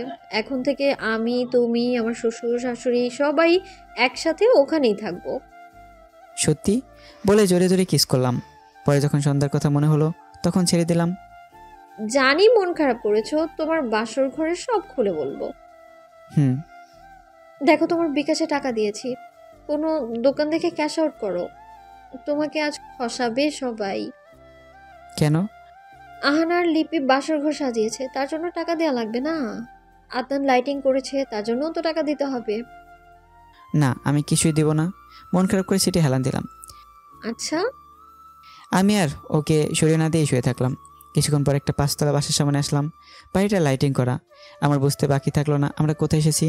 আমি নেমে সোজা সিঁড়ি দিয়ে উপরে উঠতেছি, তখনই এ জমিদারের পোলা তোর বউকে নিয়ে যাবে। হেঁটে আসবে? আমি হেঁটে যাচ্ছি। তারপর কণা উঠতে ধরলো। কাপড় লম্বা আর মাটিতে লেগে থাকার কারণে পায়ের সাথে লেগে পড়ে গেল। আমি সাথে সাথেই দৌড়ে নিচে নেমে আসলাম। ব্যথা পেয়েছো? না। কোলে করে নিয়ে যা হারামজাদা, দেখিস না হাঁটতে পারতেছে না। তারপর ভদ্র ছেলের মতো কণাকে কোলে তুলে নিলাম। তারপর সিঁড়ি দিয়ে ওঠা শুরু করলাম। সবাই হাততালি দিচ্ছে। আর কণা আমার হাতে কামড়। আরে করো কি, ফেলে দিবা কিন্তু। মার খাবা নাকি? চুপচাপ নিয়ে চলো। তারপর আমি দোতলায় উঠলাম কণাকে কোলে নিয়ে। আমায় বাসর ঘরে ঢুকতে দেওয়া হলো না। আমায় সোফায় বসিয়ে রাখা হলো। আর কণাকে লিপি এবং আনহা মিলে একটা রুমে নিয়ে গেল। আমি সোফায় বসে থাকতে থাকতে বিরক্ত হয়ে গেলাম। সাথে সাথেই ফ্রি ফায়ার বের করে খেলতে শুরু করলাম। জানি না কতক্ষণ গেছে। কিছুক্ষণ পরে আনহা এসেই আমার ফোন কেড়ে নিল। ফোন দে, মাইনাস লাগলে ফাটাবো তোকে। আমি খেলতেছি, তুই রুমে যা, তোর জন্য ভাবি বসে আছে। ভাবি হয়, একটু সময় দে, আমি ম্যাচটা শেষ করি। যা বলছি, নইলে আব্বু এসে থাপ্পড় মারবে। মানে আনহা রুম কোনটা রে? আজকে প্রথম আসলাম এই বাসায়। টাকা দে আগে। ভাগ, লাগবে না, আমি যাবই না। কিছু তো দে। ধর। ওই রুমে যা। আচ্ছা। তারপর আমি রুমে গেলাম, দরজার সামনে গিয়ে হালকা কাশি দিলাম, সাথে সাথে লিপি আসলো। দুলাভাই টাকা দেন। আনাকেও দিয়েছি। কত দিচ্ছেন? 2। আরও 1000 দিন। তোমারই বোনের টাকা, নাও, সমস্যা নেই। হোক, তবুও দিন। তারপর লিপিকে 1000 দিয়ে রুমে ঢুকলাম, তারপর দরজা বন্ধ করলাম। কোনা এসে আমার সালাম করে গেল। আমি ওর সাথে কোনো কথা না বলে একটা বালিশ আর একটা কম্বল নিয়ে সবাই গিয়ে শুয়ে পড়লাম। কিছুক্ষণ পর কান্নার আওয়াজ পেলাম। উঠে গিয়ে, কান্না করবে না, ঘুমোতে দাও। তুমি সোফায় ঘুমাচ্ছ কেন? এমনি ভালো লাগছে না তাই। তুমি কি চাও আমি চলে যাই? চুপ করে আছি, যে রাগী চলে গেলে আর আসবে না, তাই চুপ করে আছি। আচ্ছা যাচ্ছি। কোথাও যাওয়া লাগবে না বলে হাত টেনে ধরলাম। সাথে সাথেই আমায় জড়িয়ে ধরলো। তারপর কি হয়েছে সেটা বলবা প্লিজ। জানো সন্ধ্যায় কি হয়েছিল? আমার মাথায় যে টেনশন ছিল, ভাগ্য ভালো আসার পথে গাড়ি নিচে মাথা দেয়নি। এমন পাগলামো কথা আর বলবা না। আর সত্যি জানলে তুমি রাগ করবা না, সেটা আমি জানি। তাহলে বলো সেটা। শোয়ার পর তোমার বুকে শুয়ে বলবো। ঠিক আছে, এই ভারী শাড়ি পরিবর্তন করো আগে, আর পাতলা শাড়ি পরো। খালি অন্য ধান্দা না? তোমার যা ইচ্ছে পরো। ওকে। তারপর আমি বাথরুমে গিয়ে টি শার্ট আর ট্রাউজার পরলাম। পরে কোনা গেল, নীল কালারে জামা পাজামা পরেছে, লাইটের আলোয় অনেক সুন্দর লাগতেছে, মনে হয় এখনই কোনো ঘটনা ঘটেই। তারপর লাইট অফ করে দিলাম। কথাটা আমায় জানতেই হবে। আমি শুয়ে পড়লাম, আর কোনা আমার বুকে মাথা রেখে শুয়ে পড়লো। এবার বলো কি হয়েছে। শোনো তাহলে। তোমাকে সেদিন একটা মেয়ের সাথে আব্বু রিক্সায় দেখেছে। আব্বু এসে অনেক রাগারাগি করে। তারপর আমি হাসপাতালে গিয়ে খোঁজ নিয়ে দেখি ওই মেয়ে তোমার বান্ধবী হয়। তারপর আমি সবাইকে বুঝিয়ে বলি, আর তুমি অফিসে কি করো না করো সব আমি ফোনে দেখছিলাম। আমার ফোনে আমার ভয় করছিল কোনো কারণে তোমাকে হারিয়ে ফেলতে পারি, তাই আব্বুকে সব খুলে বলি। তারপর আব্বু, শ্বশুর আর শাশুড়িকে বলে আসতে বলে। তারপর আসার পর আমাদের এই বাসায় উঠি, বাসা গোছানোর কাজে লেগে পড়ি। আর আমার সাথে সবসময় আনা ছিল, তাই তোমার কল ধরতে পারিনি। আর আজ থেকে আমরা সবাই একসাথে এই বাসায় থাকবো। তখন আমি বললাম, ও এই ব্যাপার। জানো, যখন শুনলাম তুমি অন্য কাউকে ভালোবাসো, তখন মনে হয়েছিল আত্মহত্যা করি। খবরদার এসব আর মুখে আনবা না। আমার যে কষ্টগুলো হয়েছে সেগুলো কি হবে? সুদে আসলে পরিশোধ করে দেব। কেমনে? পরেই জানতে পারবা। এখন বলো, ভবিষ্যৎ প্ল্যান কি তোমার? ফুটবল টিম বানাবো। ফুটবল আমার প্রিয় খেলা। ইস, শখ কত! আমার অত লাগবে না, একটা ছেলে আর একটা মেয়ে হলেই হবে। আমি মজা করছিলাম, আমারও সেম চাওয়া। ছেলেটা আগে হলেই ভালো। না, মেয়ে হবে, বড়জন মেয়ে হবে। তোমার ইচ্ছা? হুম। জানো, আমার স্বপ্ন আমার একটা মেয়ে হবে, অনেক কিউট হবে, নাম রাখবো ফারিয়া। আর ফারিয়া আমাদের পরিবারের সবার আদরের হবে, পরিবারের সবাইকে মাতিয়ে রাখবে, দাদু দিদার সাথে খেলবে, এইটুকুই। আমার বউটা দেখে অনেক কিছুই ভাবে বলে কপালে চুমু দিলাম। তাড়াতাড়ি আমার একটা মেয়ে চাই। তাহলে যুদ্ধে নামতে হবে। নেমে পড়ো। বলা মাত্র আমি কণার নিচে ঠোঁট কামড়ে ধরলাম। উহ, কি ফিলিংস! কণা ঠোঁট একদম কমলার খোয়ার মতো। আমি কিস করতে থাকলাম, তারপর গলায় কিস করলাম, তারপর নিচের দিকে নামতে থাকলাম। আর বাকিটা ইতিহাস, জানতে চাইলে থাক, আর বললাম না। যাই হোক, পরের দিন সকালে ঘুম ভাঙলো কণার ডাকে। অনেকক্ষণ ডেকে গেছে, উঠিনি জন্য 4 কাপে আঙ্গুল ঢুকিয়ে দিয়েছে। তারপর আমি উঠে গোসল করে এসে দেখি কণা আম্মুর সাথে রান্না শিখতেছে। সকালের নাস্তা কণা আর আম্মু বানিয়ে দিল। সকালে নাস্তা করে গল্প, তারপর লাঞ্চের পর রাতের খাবার। এভাবেই ঘুরে বেরিয়ে গেল 7 দিন। আজ অফিস আছে। সকালবেলা কণাকে আম্মু আর রান্নাঘরে ঢুকতে দেয় না, তবুও কণা জোর করেই ঢুকে। সকলের রান্নার সময় থাকে, কিন্তু রাতে থাকতে পারে না। সকালে রান্নার সময় থাকে, কিন্তু রাতে থাকতে পারে না। এভাবেই সকালবেলা অফিস যাওয়া, অফিসের কাজ করা, রাতে আবার বাসায় আসা। আর আব্বু এখন চাকুরি করে, আর কণাকে বাসায় রাখা হয়েছে। 1 মাস পর পরীক্ষা। যাই হোক, এভাবে কেটে গেল 3টি বছর। 3 বছর পর অফিস বন্ধের দিন সকালে, পাপ্পা পাপ্পা ও তো তাড়াতাড়ি আম্মু লাতে নিয়ে আসতে। আসুক মামুনি বলে বিছানা থেকে উঠে কোলে নিলাম। পাপ্পা আর তো তাই দেবা। আজ তোমার দাদু, দিদা, ফুপি, তোমার মাম্মি সহ ঘুরতে যাব। কি মজা, কি মজা! আমার বিয়ের 2 বছর পর ফারিয়া আমাদের পরিবারে আসে। ফারিয়া অনেক কিউট, সারাদিন সবাইকে দৌড়ের উপর রাখে। আর আনহা মেডিকেলে পড়ে এখন। আমি ব্রাশ করে রান্না করে গেলাম। আমি যাওয়া মাত্রই আব্বু অজুহাত দিয়ে চলে গেল। আম্মুও বুঝতে পারছে আমি কনাকে পিছন থেকে জড়িয়ে ধরলাম। কনা সাথে সাথে নাড়াচাড়া বন্ধ করে দিল। কি করো? আম্মু আসবে। আরে আসবে না। কি শুরু করেছো? শুরুই করলাম না। ঠিক আছে, যাচ্ছি। দাঁড়াও, বাজার করে এনে দাও। আচ্ছা, লিস্ট দাও। দাঁড়াও। তারপর আমি ব্যাগ নিয়ে বের হলাম। তখনই কনা আমায় ডেকে রান্নাঘরে নিয়ে গেল। লক্ষ্মী ছেলের মতো বাজার করবা, আর রাস্তা দেখে পার হবা, ঠিক আছে? তারপর আমি বাজারের লিস্ট অনুযায়ী বাজার করলাম। বাজার নিয়ে বাসায় আসলাম লাঞ্চের দিকে। বাসায় এসে গোসল করে টেবিলে বসলাম। আমাদের অভ্যাস হয়ে গেছে সবাই আম্মুর হাতের তোলা ভাত খাই। আজও আম্মু সবাইকে তুলে খাওয়াচ্ছে, আর আমরা সবাই তৃপ্তি সহকারে খাচ্ছি। হ্যালো বন্ধুরা, আমাদের গল্পটি কেমন হলো অবশ্যই কিন্তু কমেন্টস করে জানাবে, এবং লাইক, কমেন্ট, শেয়ার এই 3টা করতে কিন্তু একদমই ভুলবে না। এবং যদি আমাদের চ্যানেলটিকে সাবস্ক্রাইব করে না থাকো তাহলে অবশ্যই অবশ্যই অবশ্যই সাবস্ক্রাইব করে ফেলো এবং বেল আইকনটি বাজিয়ে দাও। সবাই সুস্থ থাকো, আমাদের সাথেই থাকো।